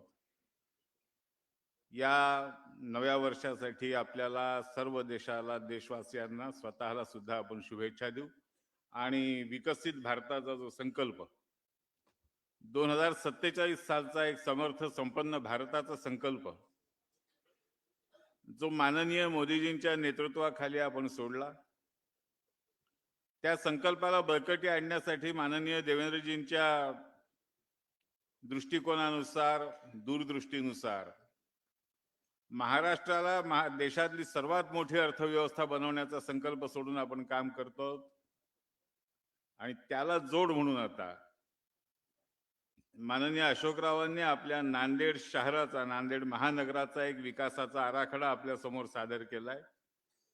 विकासाचं तिहेरी इंजिन ज्याला म्हणतात त्याचा नमुना हाय, त्याचा आदर्श हाय. आणि ज्या पद्धतीचा संकल्पनामा आपल्या समोर सादर केला आहे, मी नांदेडमधल्या भारतीय जनता पार्टीच्या सर्व कार्यकर्त्यांचं, विशेषतः संतोषराव पंडागळे आणि त्यांचे सहकारी या सगळ्यांचं खूप मनापासून अभिनंदन करतो. कारण संपूर्ण महाराष्ट्रामध्ये महानगरपालिकांच्या निवडणुका सुरू झाल्यानंतर आपला जाहीरनामा प्रकाशित करणारं नांदेड हे पहिलं महानगर आहे आणि निवडणुकीला 15 दिवस बाकी असताना हा जाहीरनामा तयार झाला, जनतेसमोर सादर केला गेला. म्हणजे नांदेडमध्ये या निवडणुकीची तयारी माननीय अशोकरावांच्या नेतृत्वाखाली, त्यांच्या देखरेखीखाली किती बारकाईने आणि कसोशीने चालू आहे त्याचं हे उदाहरण आहे. तसेही चव्हाण साहेब, या निवडणुकीच्या निमित्ताने भारतीय जनता पार्टी आणि नांदेड यांच्यासाठी खूप गोष्टी नव्याने पहिल्यांदाच घडत आहेत. भारतीय जनता पार्टीच्या कमळ चिन्हावरती 66 उमेदवार नांदेड शहरात उभे राहण्याची सुद्धा ही पहिली वेळ आहे. आणि मला विश्वास आहे की आपल्या नेतृत्वाखाली, आपल्या मार्गदर्शनाखाली ही निवडणूक भारतीय जनता पार्टी एक हाती जिंकेल आणि नांदेड शहराच्या इतिहासात पहिल्यांदा भारतीय जनता पार्टीची एक हाती सत्ता प्रस्थापित होईल. नांदेड शहर आणि मराठवाड्याच्या राजकारणाशी माझा खूप जुना संबंध आहे. नांदेड शहराशी माझा कौटुंबिक संबंध सुद्धा आहे. नांदेड नगरपालिकेच्या निवडणुका मी बघितल्या आहेत, नांदेड महापालिकेच्या निवडणुका मी बघितल्या आहेत, त्यात मी काही ना काही भाग घेतला आहे आणि या शहरामधल्या निवडणुकांचे बारकावे मला चांगल्या पद्धतीने माहिती आहेत. पण या सगळ्या गोष्टींमध्ये आता एक फार मोठा बदल झालाय. आमच्यामध्ये ज्या काही भारतीय जनता पार्टी म्हणून कमतरता होत्या, उणिवा होत्या, त्या अलीकडच्या काळात भरून निघाल्या आहेत आणि त्यामुळे अशोकरावजी चव्हाण, राजूरकर साहेब आणि या सर्वांच्या एकत्र येण्यामधून एक नवी ताकद एकट्या नांदेड शहरात नाही तर मराठवाड्यामध्ये उभी राहते. या ठिकाणी एक अत्यंत आणखीन एक आनंदाची गोष्ट आहे की या ठिकाणी जुन्या नव्यांचा संगम आहे. नवीन सगळे आले म्हणून जुने नाहीसे झाले तसं झालं नाही. म्हणून बाळासाहेब पांडे, चैतन्यबापू देशमुख, प्रवीण साले ही सर्व मंडळी मंचावरती सन्मानाने उपस्थित आहेत. अशोकराव आणि मी एका व्यासपीठावर येणं हे सुद्धा त्याचंच उदाहरण आहे. आणि त्यामुळे ही जी सर्वांची एकत्रित ताकद आहे, ही एकत्रित ताकद निश्चितपणे महानगराच्याच नाही, मराठवाड्याच्या राजकारणाला नवी दिशा दिल्याशिवाय राहणार नाही असा मला पूर्ण विश्वास आहे. या जाहीरनाम्याच्या माध्यमातून जे एक विकसित नांदेडचं दूरदृष्टीचं स्वप्न किंवा दूरदृष्टीचा आराखडा, हे स्वप्न नाही, हा आराखडा आहे. जो आराखडा आपल्या समोर मांडलाय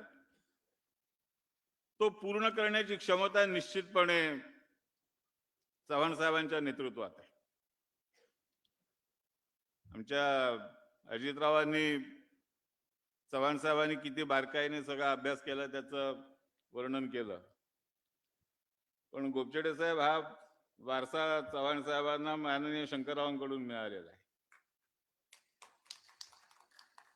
आणि मी खूप लहान असल्यापासून माननीय शंकररावांना काही वेळेला खूप जवळून बघितलं. ते किती बारकाईने काम करत असत त्याचे काही अनुभव माझ्याकडे सुद्धा आहेत आणि ज्यांचं वर्णन स्वतः अमितभाईंनी या ठिकाणी केलं होतं.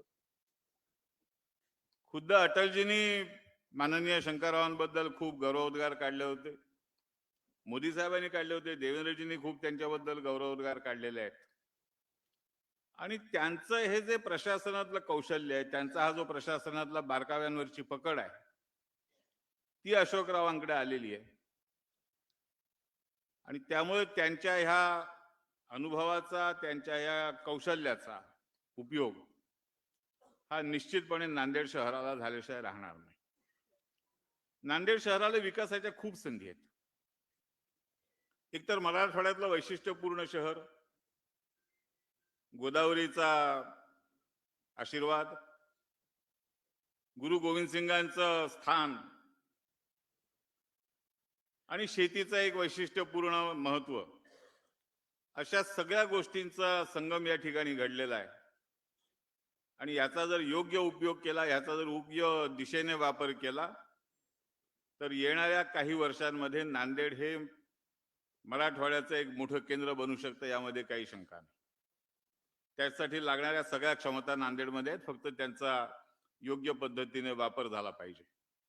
आणि तो वापर आपण कसा करू, याची मांडणी या जाहीरनाम्यामध्ये केलेली आहे.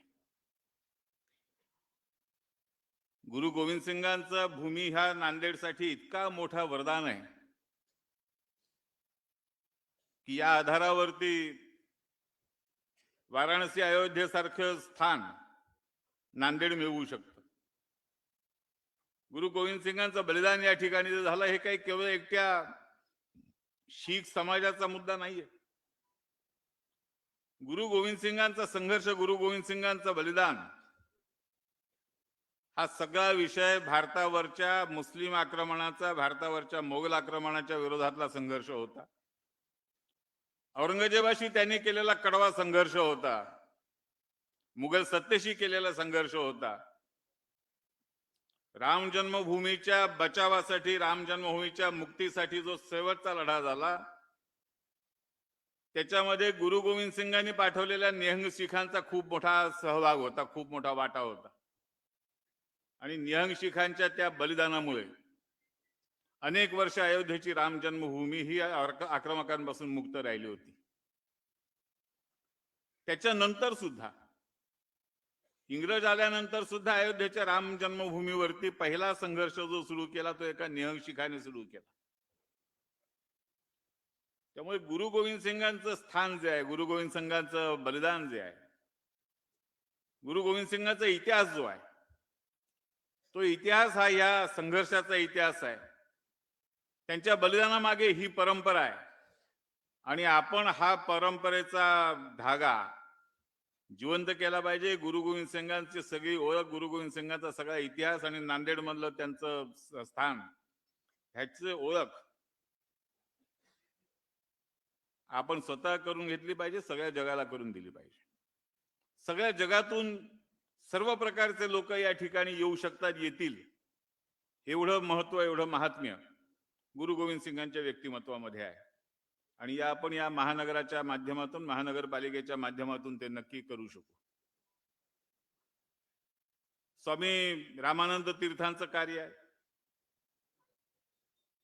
या नांदेड शहराला एक खूप मोठी परंपरा आहे, बुद्धिवंतांची, विचारवंतांची. मी खूप जुन्या जमान्यात जात नाही, पण अगदी गेल्या 50 वर्षातलं जरी बघायला गेलं तरी प्राध्यापक नरहर कुरुंदकरांपासून आजच्या शेषराव मोरेंपर्यंत, सुधाकरराव डोईफोडे मध्यंतर सारखे लोक त्यामध्ये होते. आणखीनही अनेकांची नावं मी घेऊ शकेन. पण एक खूप चांगली परंपरा नांदेड शहरामध्ये विचारवंतांची, अभ्यासकांची आहे, आलेली आहे. ही परंपरा या पुढच्या काळातही वाढू शकते. नव्याने नवे तरुण त्याच्यामध्ये जोडले जाऊ शकतात. हे विद्येचं केंद्र असू शकतं, अभ्यासाचं केंद्र असू शकतं, अध्ययनाचं केंद्र असू शकतं, संशोधनाचं केंद्र असू शकतं. आणि यासाठी केवळ मराठवाड्यातून नाही, तर सगळ्या महाराष्ट्रातून, सगळ्या देशातून विद्यार्थ्यांना आकर्षित आपण इथे करू शकतो. एक नवं शैक्षणिक केंद्र या ठिकाणी उभं राहू शकतं. आणि त्याचा सुद्धा समावेश, त्याचा सुद्धा उल्लेख हा ह्या जाहीरनाम्यामध्ये आहे, संकलननाम्यामध्ये आहे. माननीय मोदीजींनी जी धोरणं स्वीकारली आणि माननीय देवेंद्रजींनी जे व्हिजन आपल्या समोर ठेवलेलं आहे, त्याच्यानुसार नांदेड हे येत्या काळामध्ये एक औद्योगिक केंद्र बनू शकतं. मॅन्युफॅक्चरिंग इंडस्ट्रीसाठी नवं केंद्र निर्माण होऊ शकतं. IT इंडस्ट्री त्याच्यामध्ये येऊ शकते. मेडिकलचा भाग आहे. आणि या सगळ्याच्या आधाराने शहर अधिकाधिक मोठं, अधिकाधिक विकसित कसं होऊ शकेल, याचा एक अतिशय चांगला आणि व्यवहार्य. हे स्वप्नरंजन नाहीये, म्हणून मी स्वप्न म्हटलं नाही, आराखडा म्हटलं. हा आराखडा या ठिकाणी आम्ही आपल्या समोर मांडलाय. जाहीरनामा समितीचा प्रमुख महाराष्ट्राचा या नात्याने मी आमच्या सगळ्याच कार्यकर्त्यांना सांगत आलो. आमच्या संतोषरावनं सुद्धा मी म्हटलं होतं की जाहीरनामा फार मोठा करू नका, होतोय तो सुटसुटीत करा, कारण फार काय कोणी वाचत नसतं. पण तरी सुद्धा हा जाहीरनामा मतदार वाचतील याची मला खात्री आहे, कारण त्याची मांडणी अशा पद्धतीने केली की तो वाचावासा वाटेल, बघावासा वाटेल. आणि दुसरा यातला एक म्हणजे सुटसुटीत छोटा जाहीरनामा करा म्हणताना दुसरा त्यातला एक मुद्दा असतो की आपण एकदा जाहीरनाम्यामध्ये छापून दिलं की महापालिकेच्या आणि नगरपालिकेच्या मतदाराचा आपला रोज संबंध असतो. निवडून आलो की तो जाहीरनामा घेऊन मतदार आपल्याकडे येतो की तुम्ही हे बोलला होता आता करा, काय केलं. पण इथे ही अडचण येणार नाही, कारण इथे अशोकरावांचा संबंध आहे आणि माननीय शंकरराव हे तर हेडमास्टर म्हणून महाराष्ट्रामध्ये प्रसिद्ध होते. त्यांचं काही ना काही अंश गुण हा अशोकरावांमध्ये सुद्धा आहे. त्यामुळे तेही हेडमास्टरची छडी घेऊन निवडून आलेल्या नगरसेवकांकडून ही कामं करून घेतील याच्यावर माझा पूर्ण विश्वास आहे. आणि म्हणून हा संकल्पनामा आज आम्ही आपल्या समोर सादर करतो. याचं प्रकाशन झालं असं मी महाराष्ट्राचा जाहीरनामा समितीचा प्रमुख या नात्याने जाहीर करतो. या निवडणुकीमध्ये भारतीय जनता पार्टीच्या कमळ निशाणीवरती पसंतीचं बटण दाबून आमच्या जास्तीत जास्त उमेदवारांना विजयी करावं, पूर्ण बहुमताने महापालिकेमध्ये आम्हाला संधी द्यावी असं आवाहन आपल्या सगळ्यांच्या माध्यमातून नांदेडच्या जनतेला करतो आणि थांबतो. धन्यवाद.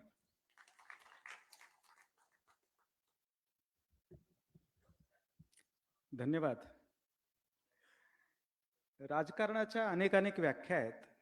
त्यातली एक व्याख्या आहे politics is a art of possible.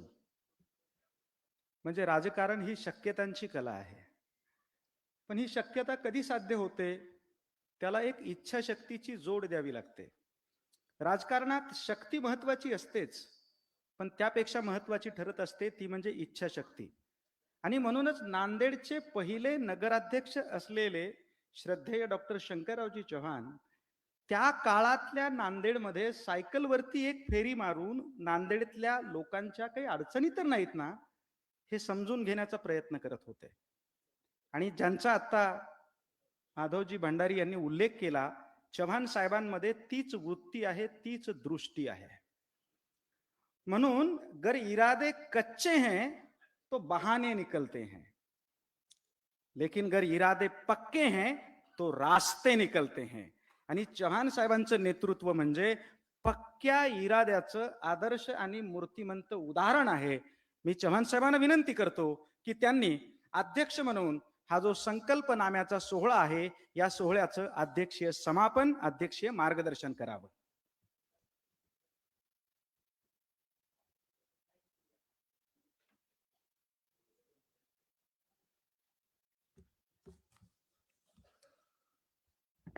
Bharat माता की, भारत माता की, वंदे वंदे,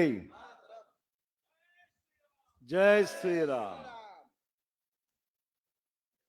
आजच्या या भाजपाच्या, भारतीय जनता पक्षाच्या विकसित नांदेडचा संकल्पनामा आपल्या समोर सादर करत असताना या ठिकाणी उपस्थित असलेले आणि ज्यांनी मुद्दामहून वेळ काढून आज नांदेडला आलेले आहेत, भाजपाचे उपाध्यक्ष तथा जाहीरनामा समितीचे प्रमुख श्री माधवरावजी भंडारी, राज्यसभेतील माझे सहकारी अजित गोपछेडेजी खासदार, माजी मंत्री DP सावंतजी, महानगर अध्यक्ष अमरनाथ राजूरकर, आमदार श्रीजयाताई, आमचे ज्येष्ठ मार्गदर्शक सन्माननीय बाळासाहेब पांडेजी, विधानसभा दक्षिणचे अध्यक्ष संतुकरावजी हंबर्डे, उत्तरचे विधानसभा अध्यक्ष किशोररावजी देशमुख, चैतन्य बापू देशमुख, प्रवीण साले, दिलीप कंदकुर्ते, भाजपाचे प्रवक्ता तथा जाहीरनामा समितीचे जिल्ह्यामध्ये ज्यांनी चांगलं काम केलंय संतोष पांडागळे, किशोर स्वामी, उमेश पवळे, शशिकांत क्षीरसागर, श्रावण भिलवंडे, बालाजी बच्चेवार, शीतल खांडील, ज्यांनी उत्कृष्ट सूत्रसंचालन केलं, विश्वाधर देशमुख. आज या प्रकाशन सोहळ्याला आलेले सर्व सन्माननीय पत्रकार, इलेक्ट्रॉनिक मीडियाचे प्रतिनिधी, सहभागी झालेले नांदेडचे सर्व मान्यवर नागरिक, उमेदवार, भाजपाचे सर्व बंधू भगिनी आणि सहकारी मित्रांनो, आपल्या सर्वांचे प्रथम मी आभार या ठिकाणी मानतो की आपण सर्वजण भाजपाच्या जाहीरनाम्याच्या प्रकाशन समारंभाला या ठिकाणी आवर्जून उपस्थित राहिला. कालचा 31 डिसेंबर आणि आज 1 जानेवारी 2026 आपल्या सर्वांना नवीन वर्षाच्या प्रथम शुभेच्छा देतो मी या ठिकाणी.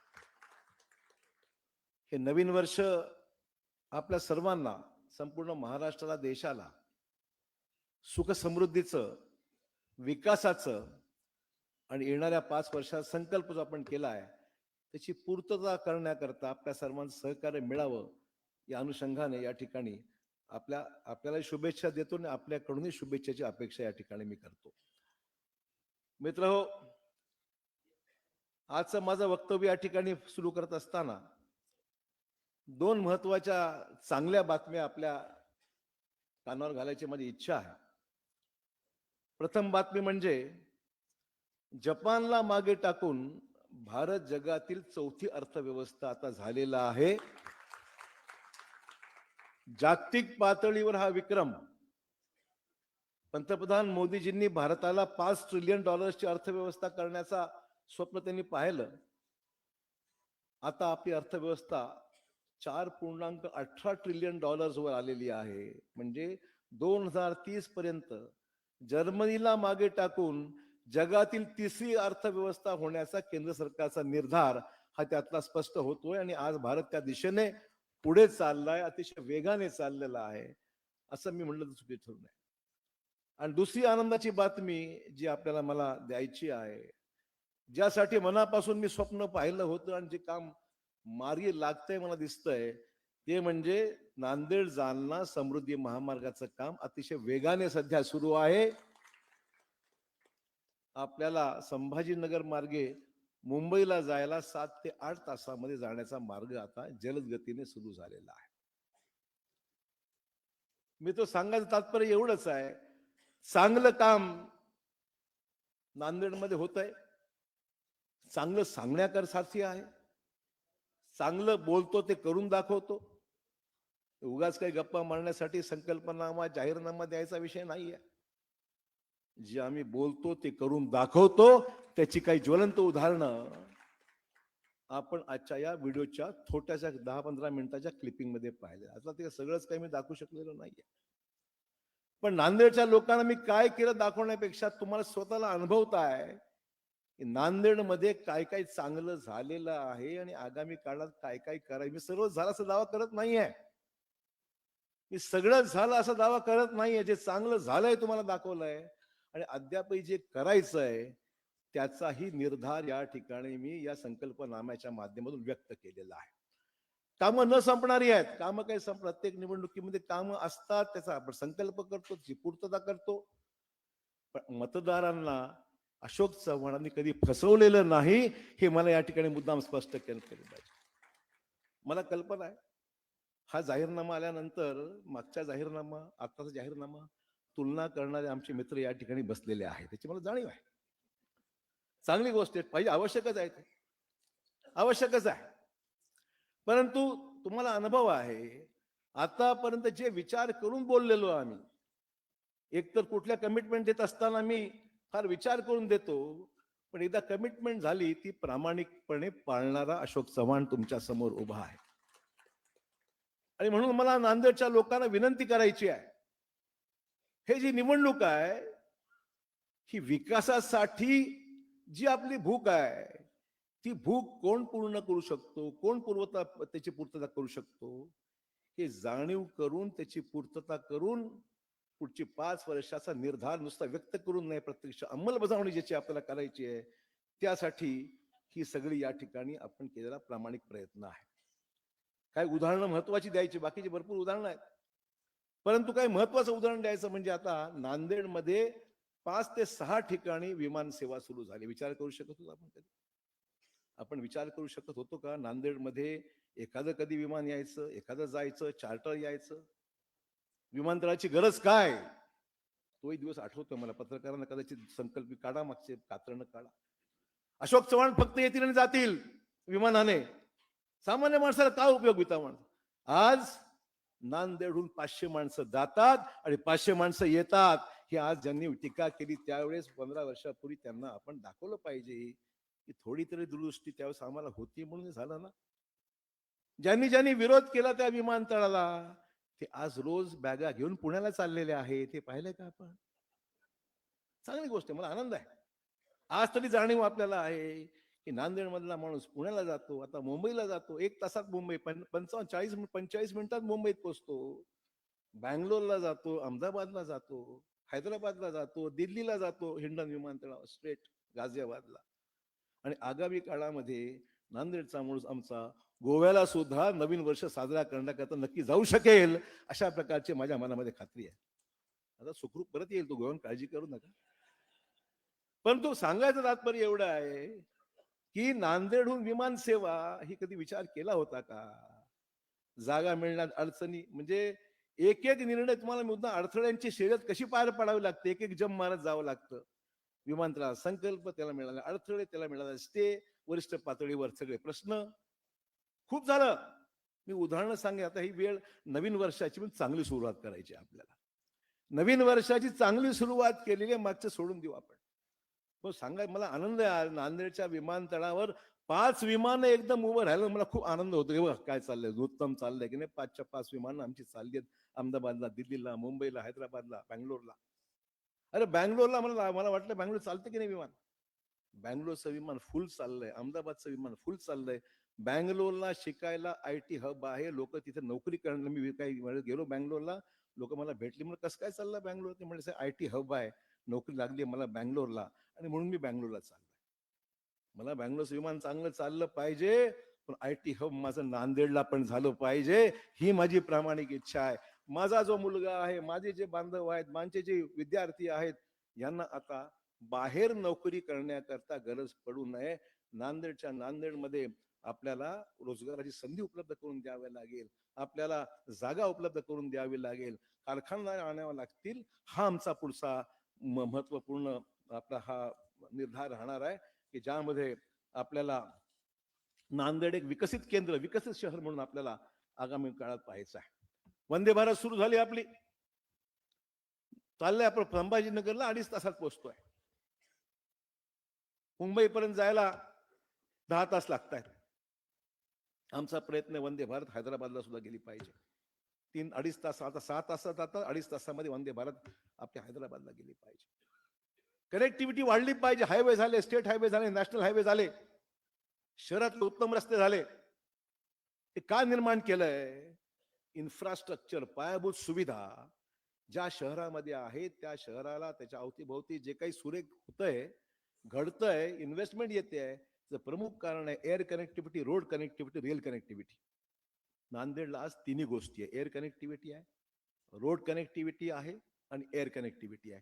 3 गोष्टी झाल्यामुळे नांदेडचं भविष्य पुढच्या 5 वर्षामध्ये झपाट्याने वेग घेणार आहे. हे मला मुद्दाम या ठिकाणी नमूद करायचं, कारण पायाभूत सुविधा निर्माण झाल्या. जे बॉटलनेक होते, जे अडथळे होते, जे प्रश्न होते, ते आता त्यातून दूर झालेले आहे. आणि म्हणून हा संकल्पनामा जो आहे तो विकसित नांदेडचा संकल्पनामा आहे. बुलेट ट्रेनला मी धन्यवाद मानले रावसाहेब दानवेचे, रेल्वे राज्यमंत्री होते. मी तेव्हाही बोललो, जे काँग्रेसमध्ये असताना सुद्धा धन्यवाद त्यांचे मानले होते. आजही मानतो मी की ज्यावेळेस जालन्यापर्यंत वंदे भारत सुरू झाली त्याच वेळेस त्यांनी सांगितलं होतं की मी नांदेडपर्यंत सुद्धा जरूर नेईन. सुरू झाली. त्यामुळे क्रेडिट मी घेतलं का दुसरं का प्रश्न नाहीये. जे करते त्याला क्रेडिट दिलंच पाहिजे. आमचा सर्व सामूहिक प्रयत्न आहे आमचा सर्वांचा. अशोक चव्हाण एकटा ह्याला मी म्हणत कधी दावा मी कधी करणार पण नाही. म्हणजे करतंय त्याला क्रेडिट दिलं पाहिजे. दानवे साहेब सुद्धा मराठवाड्याचे आहेत. त्यांनी रेल्वे मंत्री राज्यमंत्री असताना हे केलं, ह्याची आठवण मला आजही कायम आहे. मित्र, काळेश्वरचा पूल बघा, मुंबईचा सीलिंग सारखा पूल झालाय आपला. तुम्ही जाता रोज काळेश्वरला फिरायला जाता, बघायला जाता, 150 कोटी रुपये बांधून तो पूल केलेला आहे. सगळी ट्रॅफिक काळेश्वरला जॅम होऊ नये म्हणून त्या पुलावरून आपल्याला बाहेरच्या बाहेर निघता यावं. संतू खंबाडे रोज पाहत असतील कसा पूल झालाय तो, त्याच्या गावाच्या बाजूनेच चाललेला आहे. सांगायचं तात्पर्य एवढं आहे, एक उत्तम मुंबईची प्रतिकृती, मुंबईचा सीलिंग वरचा जसा पूल आहे तसाच पूल आता पूर्णत्वास त्या ठिकाणी होत आहे. आता करतो थांबत, म्हणून ते इलेक्शन आहे. त्यामुळे मला सांगायचंय, आपला प्रश्न जो आहे तो ट्रॅफिकचा प्रश्न आहे. आगामी काळाचे जे विषय आहेत, आगामी काळात जे विषय आहेत त्या समस्या आपल्याला सोडवायच्या आहेत. पुढचा टप्पा गाठा, 5 वर्षाचा टप्पा जो गाठायचा आहे तो विकासाचा टप्पाचा आपल्याला क्लिअर कट जावं लागेल. तुम्ही मला मागच्या वेळेस, मी काँग्रेसमध्ये असलो तरी तुम्ही मला 72 जागा त्यावेळेस निवडून दिल्या होत्या. यावेळेस भाजपच्या सर्वच्या सर्व जागा तुम्ही निवडून द्या आणि बघा काय आम्ही गतीने काम करतो. नांदेडची ओनरशिप, कुठली गोष्ट करायची असते ना, ओनरशिप घ्यावी लागते. त्याचं सर्व आत्मीयताने काम करावं लागतं. विजन असलं पाहिजे, काम करायची इच्छाशक्ती असली पाहिजे. आणि मला एवढं सांगायचं, आमचे सर्व सहकारी या ठिकाणी, भंडारी साहेब एक ज्येष्ठ नेते आहेत, भाजपाचे अनुभवी आहेत, बाळासाहेब पांडे आहेत, असे जुने ज्येष्ठ म्हणजे भाजपने अनेक वर्ष त्यांनी काम केलंय. आणि खरा वारसा जो भाजपला मिळाला आहे, ज्यांची जन्मशताब्दी आज आपण साजरी करत आहोत, अटल बिहारी वाजपेयींसारखं नेतृत्व या भाजपला नक्की मिळालं होतं. त्यावेळेस पाया रचला गेला आणि मोदी साहेबांपर्यंत जे काम होत आहे आज, ते त्यांच्या सगळं अथक विजन फॉर इंडिया, प्रथम देश, नंतर पक्ष, नंतर स्वतः, असा जो नारा ज्या पक्षाने दिलेला आहे, त्या मोदी साहेबांचं आज खरंच कौतुक केलं. पण टार्गेट ओरिएंटेड, काम ओरिएंटेड काम चाललेलं आहे. जबाबदारी दिलेली आहे, निश्चित केली ना, अकाउंटेबिलिटी फिक्स केलेली आहे. उगाच काही मंत्री झाले, राज्यमंत्री झाले, आमदार झाले, खासदार, उगाच काम नाही आहे. परवा आम्हाला बोलून घेतलं होतं, आम्ही गोपशेडे होतो त्या मीटिंगमध्ये, आमचा आढावाच घेतला. तुम्ही काय केलं आणि काय करायला पाहिजे, कुठे कमी पडत आहात. एकदम प्रोफेशनल काम. तसंच काम माझ्या नगरसेवक सुद्धा करतील, ही अशोक चव्हाणांची गॅरंटी आहे. मला मुद्दाम सांगितलं पाहिजे. काळ बदललाय, वेळ बदललाय. माझ्या नगरसेवकांनी सुद्धा त्याच पद्धतीचे जे विजन आमच्या मोदी साहेबांचं आहे, देवेंद्र देवाभाऊंचं आहे, त्या विजनला साथ देण्याचं काम आपल्याला करायचंय. आणि नांदेडच्या ज्या उणीवा आहेत, जे प्रॉब्लेम आहेत, ते आपल्याला सोडवायचे आहे. आज नांदेडमध्ये समस्या, देगलूर नाक्याची चिंता, तो पूल आहे, मंजूर आहे. आता तुमचे जे सुरू झाले काम, आपल्या समृद्धी महामार्गाचं, जालना ते नांदेड ते जालना संभाजीनगर मार्गे, त्याचा सुरुवात जी होणार आहे ती देगलूर नाक्याच्या बाफनापासून सुरू होऊन तसा तो पूल जाणार आहे. त्या पूल आहे, त्याच्यामध्ये पुलाचं काम सुद्धा अंतर्भूत आहे. रस्त्याचं काम चालू झालंय. आता जर आपण सुरू केलं तर तुम्ही ओरडाल की आमचे ट्रॅफिक अधिक जाम झाले, रस्ते बंद झाले, मतदान कशाला करायचं. ते व्हायला नको. मग काय टायमिंग बघावं लागतं, केव्हा करायचं, काय करायचं, काय करायचं. रोज बातम्या नाही तर मग रस्ता बंद झाला, ट्रॅफिक बंद झाले, धूळ उडायला लागली. आमचे मित्र तयारच आहेत, करू, ते आहे, मंजूर आहे, तुम्ही चिंता करू नका. त्यामुळे एक्सप्रेस हायवे नांदेड चौकडून एक्सप्रेस हायवे झाले आहेत. विकसित भारत 2047 पर्यंत विकसित भारताची जी कल्पना आहे, विकसित भारताची जी कल्पना आहे, त्या विकसित भारतामध्ये विकसित महाराष्ट्र आहे. आणि त्या विकसित महाराष्ट्रामध्ये विकसित नांदेड आहे, हे मला मुद्दाम तुम्हाला सांगायचं आहे. पण तुम्हाला मला ही गॅरंटी द्यावं लागेल की विकसित नांदेड मी देवेंद्र भाऊंच्या आणि मोदी साहेबांना अर्पित करेन, सांगेन हे काम आमच्या लोकांनी केलंय, आता मदत आम्हाला करा. करणार की नाही, हात वर करा, करणार की नाही. नांदेडच्या जनतेकडून मला आश्वासन पाहिजे आहे की तुम्ही काम करा, आम्ही तुमच्या बरोबर आहोत. कुठे कमी पडलो का? ते दिसतंय, हे केलं ना गेला 30, 40, 50 वर्षामध्ये. कुठे असलो, काँग्रेसमध्ये होता हे बोलतो. अरे काँग्रेसमध्ये नाही, शेवटी इंजिन लागतं ना डब्यासाठी. इंजिन आहे ना इकडे. हे इंजिन अशोक चव्हाणांचं इंजिन आहे, चिंता करू नका. हे सगळ्यात जोमाने आणि जोराने जाणारं इंजिन आहे. आणि त्या जो इंजिन असल्याशिवाय नुसते डबे पडत नसतात हे लक्षात ठेवलं पाहिजे विरोधकांनी. मला एवढं सांगायचं आहे. आणि त्यामुळे जे करायचं आहे त्याला तुमची मला भक्कम साथ हवी आहे. आमच्या गोपशळे साहेबांनी सांगितलं गोष्ट खरी आहे. अहो एवढे अर्ज येतील मला हे वाटतं 521 अर्ज नाके 9 वाला सगळं काय करायचं, कोणाला द्यायचं, कोणाला नाकायचं, कसं करायचं, काय करायचं. दोन्ही तुल्यबळ उमेदवार, दोन्ही उत्तम उमेदवार जे सगळे 521 होते ना त्यातले सगळेच उमेदवार अतिशय चांगले काम करणारे, भाजपला कमिटेड, भरपूर सहकारी होते माझ्याकडे. काय करू काय शेवटी शेवटी प्रत्येक प्रभागात 4च द्यायचे होते आणि 81 जागेच्या वर जाता येत नव्हतं मला. झालं जास्त जागे असलं 500च्या 500 देऊन टाकले असते, अडचण नव्हती माझी. प्रॉब्लेम असा झाला की भाऊ एवढी जागा 80 जागा, 80 जागेमध्ये मला जर फक्त 81 जागेमध्ये तर मला जर 550 अर्ज असतील करायचं काय. आणि ते माझं अपील माझं आहे की ज्यांना उमेदवारी मिळाली त्यांनी विनम्रपणे आमच्या सहकारी मित्रांना विनंती केली पाहिजे. मी सुद्धा विनंती करेन आणि तुम्ही सुद्धा विनंती करून आपल्याला जे आपले सहकारी थोडेसे नाराज झाले असतील त्यांनाही बोलवून आपण त्यांना विनंती करा की आपल्याला भाजपचं भवितव्य नांदेडचं जर जिंकायचं असेल, भवितव्य साकार करायचं असेल तर आपल्याला नाराजी बाजूला ठेवा. संधी भरपूर आहे. संधी आपलं केंद्रात सरकार, आपल्या राज्यात आपलं सरकार आहे.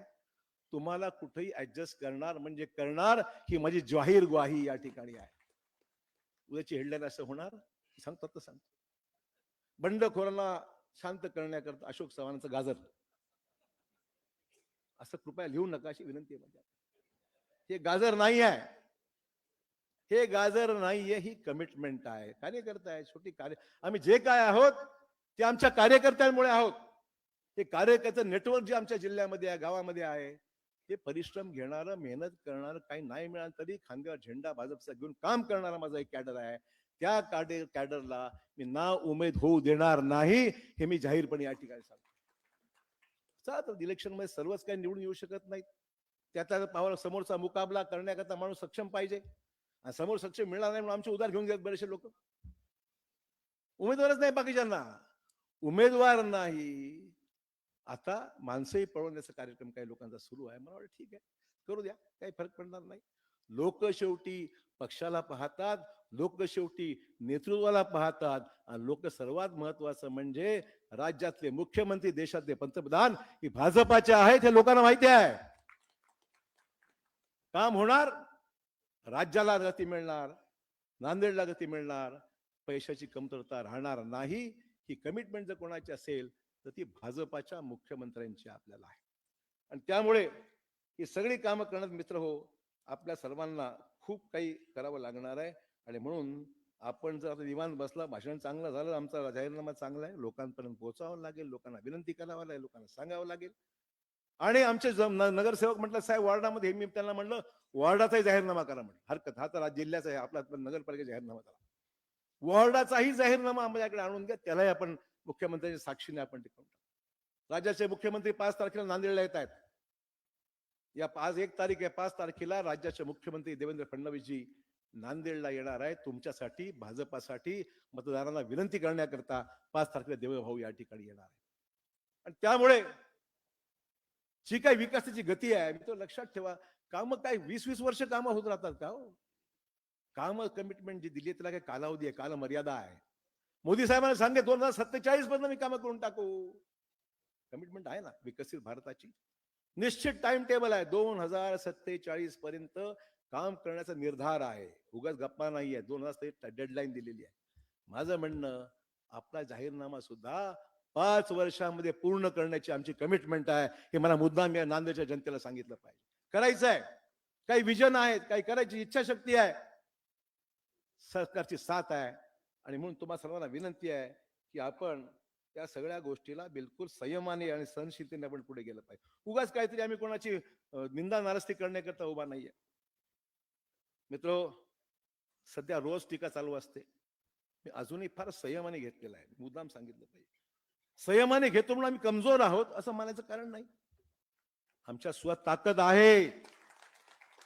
संयमाने घेतो. आमचे काही कमिटमेंट आहेत, आमची काही काम करण्याचे राजकीय इच्छाशक्ती आहे. आणि राजकारणाला स्तर राहिला पाहिजे, टिकला पाहिजे. खोटे नाट्य आरोप करायचे. अरे बघा नांदेडला झकाझक झालं की शिवाजीनगरचा रस्ता माझ्या घरचा रस्ता नाही तो. मेन रोड जरी तुम्ही पाहिला आणि नांदेडची रोषणाई आणि तिथे पाहिली संकुलं पाहिली तर ती संकुलं मुंबई बँगलोरला लाजवणारं इतकं सुंदर काम आपल्या शहरामध्ये दिसतंय. त्याच्यामुळे शॉपिंग सेंटर झाले, मॉल झाले आणि त्याच्यापेक्षाही महत्वाचं काय झालं असेल तर बेरोजगारांच्या हाताला काम मिळालंय. जा त्या डिपार्टमेंट स्टोअर मध्ये, मॉल मध्ये जा, विचारा. काम करणारी 70, 80, 90% माणसं हे नांदेडच्या महिला आहेत, मुलं आहेत, जे नांदेडच्यासाठी काम करतात, पैसे त्याला तिथे मिळत आहेत. 700-800 लोक काम एका मॉलमध्ये 700-800 6 मॉल जर पकडले तर आपण जर विचार कराल 3-4 हजार लोक त्या ठिकाणी काम करतायत. कमी झालं का होय? हे कोणाच्या घरचं आहे काय? अजिबात नाही. काम करतायत, नोकऱ्या मिळत आहेत. आणि मग टीका करायला मला एवढं सांगायचं आहे, तू शौक से मेरी झूठ शिकायत कर, तू शौक से मेरी झूठी शिकायत कर, लेकिन एक बात हमेशा याद रख, फिर कभी हाथ मिलाने का मौका आए तो तुझे खुद पर शर्म महसूस ना हो. अरे किसी ना किसी मोड़ पे तो मुलाकात हो ही जाएगी. नांदेड़ के एयरपोर्ट पे हो जाएगी या रेलवे स्टेशन पे हो जाएगी. उस समय कम से कम आंख से आंख मिलाने की तो भी आगे वक्त आएगा, तब शर्म ना करना. एवढं मला सांगायचं आहे. करा ना, काय करून दाखवा. अजून त्यांचा जाहीरनामा फक्त सिंगल पानाचा आहे. अशोक चव्हाणांना शिव्या, माझा फोटो आणि खाली शिव्या, एवढाच जाहीरनामा आहे. दुसरा जाहीरनामा आहे काय त्याच्यामध्ये? त्याच्यामुळे मला एवढंच सांगायचं आहे की तुम्हाला जर माझ्यावर बोलायचं असेल तर बोल भरपूर. एक दिवशी आपण लंडनला, माहिती आहे, लंडनच्या त्या पार्कमध्ये अशी एक जागा केलेली आहे. त्या जागेमध्ये ज्याला काही ओरडायचं असेल त्याने उभं राहायचं आणि तिथे ओरडायचं.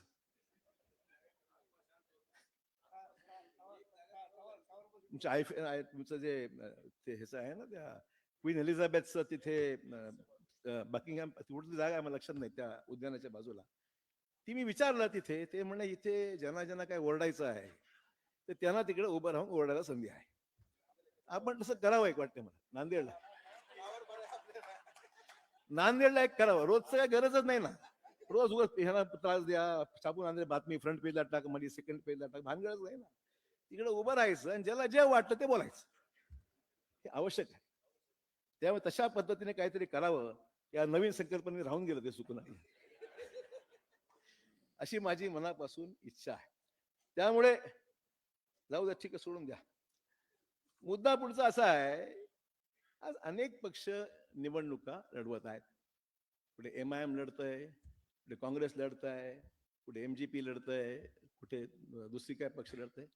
अरे माझा काय, जिकडे तिकडे अशोक चव्हाण, इकडे पण अशोक चव्हाण, काय संबंध आहे रे बाबा माझ्या इथे? त्यांना ती मतं त्यांच्याकडे हवी आहे म्हणून माझं नाव वापरायचं. MIM काय पहिली वेळ आहे का नांदेडमध्ये? अनेक वेळ लढले. आम्ही काँग्रेसमध्ये असताना सुद्धा MIM लढलं होतं ना.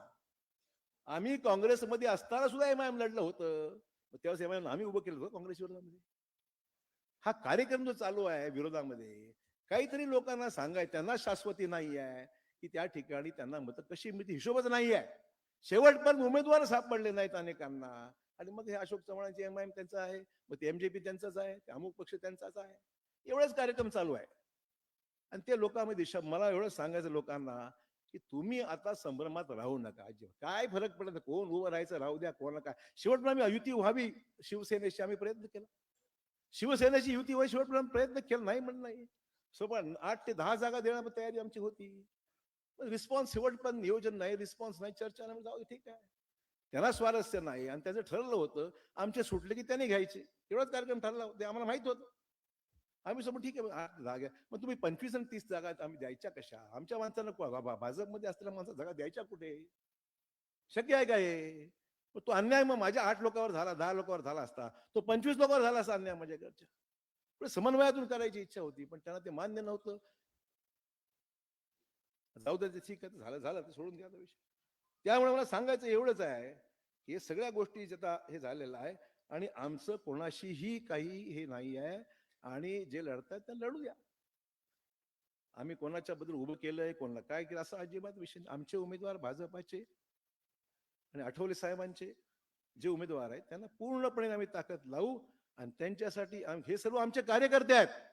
ज्या कार्यकर्त्यांनी विधानसभा लोकसभेमध्ये आमच्याकडे प्रयत्न केले, प्रयत्नांची पराकाष्ठा केली आणि ज्यांनी उभं राहण्याला खूप मदत केली, त्या सर्व लोकांना निवडून आणणं हे आमचं कर्तव्य आहे. आणि म्हणून मित्र हो, या सगळ्या गोष्टीचा मुद्दाम या ठिकाणी मी उल्लेख केला आहे. आता जाहीरनामा करत असताना मला मुद्दाम उल्लेख केला पाहिजे.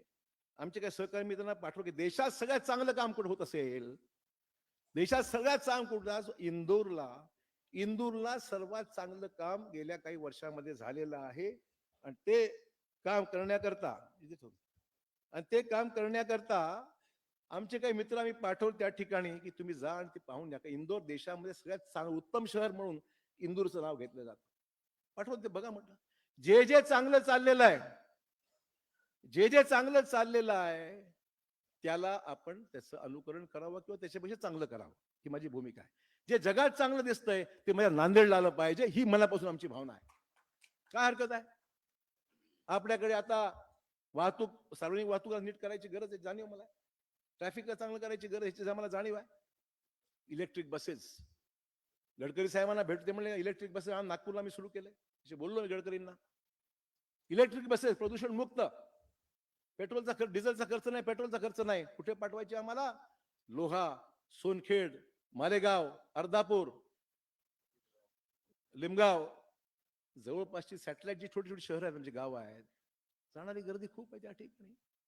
त्यामुळे तिथे सगळ्या बसेस गेल्या पाहिजे. लोक मेडिकलच्या इंजिनिअरिंग कॉलेज, मेडिकल कॉलेज, विद्यापीठ अशा ठिकाणी सभोवतालच्या ठिकाणी इलेक्ट्रिक बसेस नॉन पोल्युटिंग उत्तम आपल्याला सेवा देण्याकरता त्या बसेस झाल्या. नांदेड शहरातून बाहेर जायला अति सोपं. आता जायला मला विद्यार्थी भेटत साहेब, मला विष्णुपुरी जायला बस कमी पडते, आम्हाला संतुकरावच्या म्हणजे कॉलेजला जायला बस कमी पडते, असं म्हणजे असे काही विषय येतात. लोहा गंधाला आम्ही जातोच नेहमी, आम्हाला जावं लागतं नेहमीप्रमाणे, इतरांना जावं लागतं. त्यामुळे हे सगळे प्रश्न आहेत. मालेगावला जावं लागतं, अर्धापूरला जावं लागतं. ही जवळपासची जी शहरं आहे त्यांना वाहतूक व्यवस्था द्यावीच लागेल. लोकांना जायचं कसं? म्हणून एक सॅटेलाइट त्याला मध्ये नांदेड शहरातून इलेक्ट्रिक बसेस आपल्याला सोडायचा आमचा निर्धार आहे. त्याच्यामुळे लोकांना, सामान्य माणसाला, पेशंट आहेत, सामान्य त्याचे नातेवाईक आहेत, सामान्य लोकांना येणं जाणं सोपं होणार आहे. जमीन आम्हाला MIDC करता पाहिजे, MIDC आम्हाला वाढवायची आहे. जमीन असल्याशिवाय गुंतवणूक नाही, आणि गुंतवणूक झाल्याशिवाय रोजगार नाही. हे करायचंय, केलं पाहिजे. तेव्हा भाऊंना बोललोय, म्हटलं साहेब इंडस्ट्री आमच्याकडे आली पाहिजे, इंडस्ट्री वाढली पाहिजे, त्या इंडस्ट्रीमध्ये रोजगार मिळाला पाहिजे. अशा प्रकारे संकल्पना आम्ही व्यक्त केलेली आहे, आणि ते सुद्धा आम्हाला मुद्दाहून मित्र पुढे न्यायचं आहे.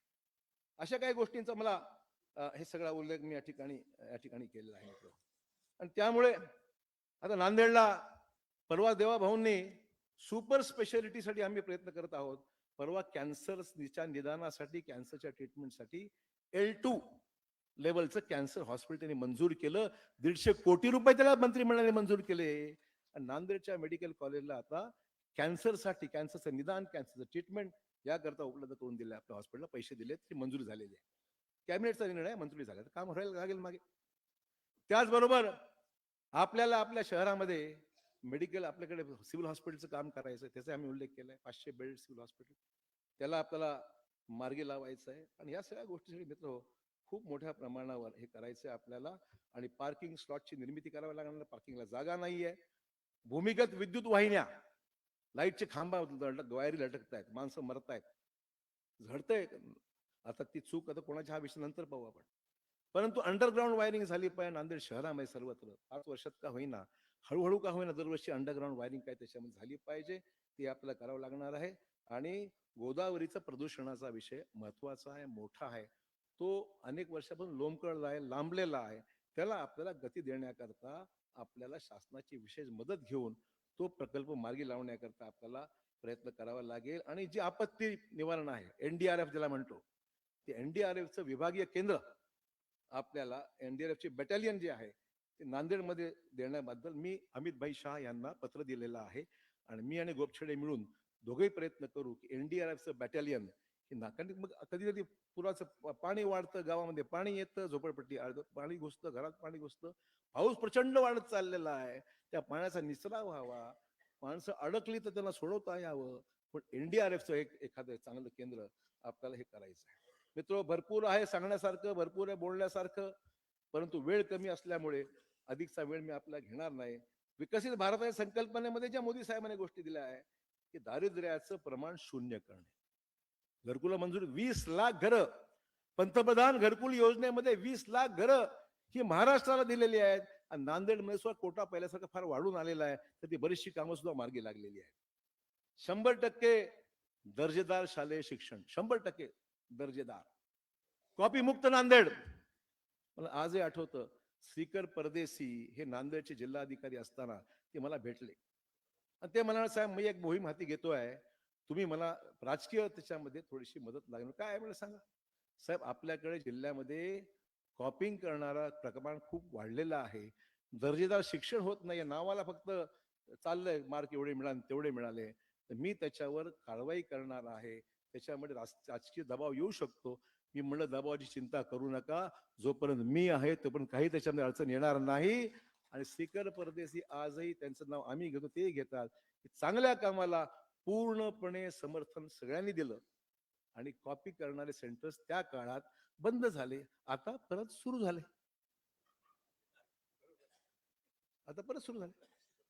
ते कोणाचे शोधून काढा. ते म्हणतात ना, देवीचा रोगी कळवा आणि 1000 रुपये मिळवा. कॉपी सेंटर कळवा. त्यामुळे या सगळ्या गोष्टी मित्र करण्यासाठी आर्थिक उपक्रमामध्ये महिलांचा सहभाग 70% असला पाहिजे. रोजगार 100% कुशल मनुष्यबळ असलं पाहिजे आणि उच्च दर्जाची परवडणारी आणि सर्वसमावेश आरोग्य सेवा. हे मोदी साहेबांच्या संकल्पातील काही विषय आहेत, तुमचा उल्लेख करतो. काय काय करायचं आहे. खूप काम करायचं आहे, पण खूप काम करायला नांदेड मधले स्पीड ब्रेकर जरा कमी करा. राजकीय स्पीड ब्रेकर म्हणतो मी, बाकी आम्ही करतो. राजकीय स्पीड ब्रेकर उखडून टाका. ती संधी आज तुमच्या हातामध्ये आहे. नांदेडच्या सुजाण नागरिकांना मला विनंती करायची, मित्र, आपला हा राजकीय पॉलिटिकल डिसिजन आहे. हा माझ्या जातीचा आहे, तो माझ्या समाजाचा आहे, तो जवळचा आहे, तो सोयरा आहे, तो धायरा आहे, नातेवाईक आहे. हा झाला कार्यक्रम, झाला मग सगळा. कामाच्या अपेक्षा आमच्याकडून करायच्या, पण मतदान मात्र सोयरा धायरा. थांबवा हो. कामाला किंमत. आता आम्ही जी कामं केली काय ते व्हॅल्यू आहे की नाही त्याची? काय आमचं म्हणणं तेच आहे. 5 वर्षामध्ये आम्हाला काही सांगायची गरज नाही. आमचा प्रेसिडेन्स आहे. आम्ही केलंय गेल्या काही 40 वर्षात 50 वर्षामध्ये. त्यांनी जे आज वल्गना करतायत, ते बोलतायत, त्यांनी एकच सांगावं, आमचं नाव न घेता जाहीरनामा काढा. लोकांना इंटरेस्ट नाही आहे. लोकांना टीका टिप्पणीमध्ये इंटरेस्ट नाही आहे. लोकांना पुढच्या 5 वर्षामध्ये तुम्ही काय संकल्पित केलं आहे आणि काय करणार आहात, आधी काय केलं ते सांगा आणि काय करणार ते नंतर सांगा. विश्वास कसा ठेवायचा? विश्वास ठेवायचा कसा? तुम्ही काय केलं हे दाखवा आणि काय करणार आहात ते सांगा. म्हणून मित्र, अधिकच बोलायचं नाही, भरपूर बोलण्यासारखं आहे, पण आता ह्या सभेमध्ये 10 दिवस फार आहे, भरपूर काम आहे. 10 दिवसामध्ये नांदेडच्या सगळ्या लोकांच्या अपेक्षा, त्यांची इच्छा जी आहे, ते स्वप्न जे आहेत, त्या पूर्ततेचं एकच स्वप्नच नाही, अंमलबजावणी करायची आहे. आणि ती अंमलबजावणी करण्याकरता पुढची 5 वर्षाचा निर्धार तुम्हाला करायचा. आम्ही तर केलाच आहे, तुम्हाला करायचा. तुमची आमची इच्छाशक्ती एकच झाली ना, 100% विजय आपला होणार आहे. तुम्ही चिंता करायची गरज नाही. आणि त्यामुळे या सगळ्या गोष्टी लक्षात ठेवा. मतदान केंद्रावर जाताना दुसरीकडे बघू नका. फक्त आपलं बटन म्हणजे कमळ. कमळाकडे बघा, दुसरीकडे असं बघूच नका. अनेक लोक बघत पण नाही, असं जातात बाहेर, काय पडलं माहिती नसतं कुठे गेले पहिला. तशी गडबड न करता कमळावर बटन दाबा. आणि आमचे प्रभागातले 4चे 4 उमेदवार सर्वत्र आहेत, बऱ्याच ठिकाणी आहेत. त्या ठिकाणी जिथे कमळाचं बटन आहे, कमळ आहे, त्या कमळावर बटन दाबा आणि भाजपची सत्ता या महानगरपालिकेमध्ये बहुमताने आपण आणा, अशी विनंती करतो. जय हिंद, जय महाराष्ट्र.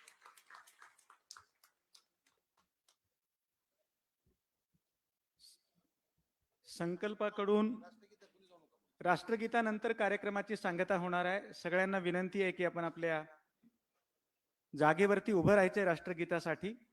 तत्पूर्वी 2 महत्वाच्या उद्घोषणा आहेत. पहिली, जे उमेदवार आहेत आणि उमेदवार प्रतिनिधी आहेत त्यांची बैठक ITM मध्ये आहे, त्यांनी त्या ठिकाणी जायचंय. मी या सोहळ्याचे अध्यक्ष माननीय चव्हाण साहेब यांच्या प्रति कृतज्ञता व्यक्त करतो. माननीय माधवजी भांडारी यांच्या प्रति कृतज्ञता व्यक्त करतो. माननीय अजितजी गोपछडे, माननीय DP सावंत साहेब, माननीय अमरनाथजी राजूरकर आणि मंचावरील सगळे मान्यवर यांचे आणि तुम्ही सगळे उपस्थित राहिलात याबद्दल तुमचे पण मी आभार व्यक्त करतो. आणि राष्ट्रगीत सुरू करावं अशी मी त्यांना विनंती करतो. एक साथ राष्ट्रगीत शुरू करेंगे. शुरू कर. जनगण मन अधिनायक जय हे भारत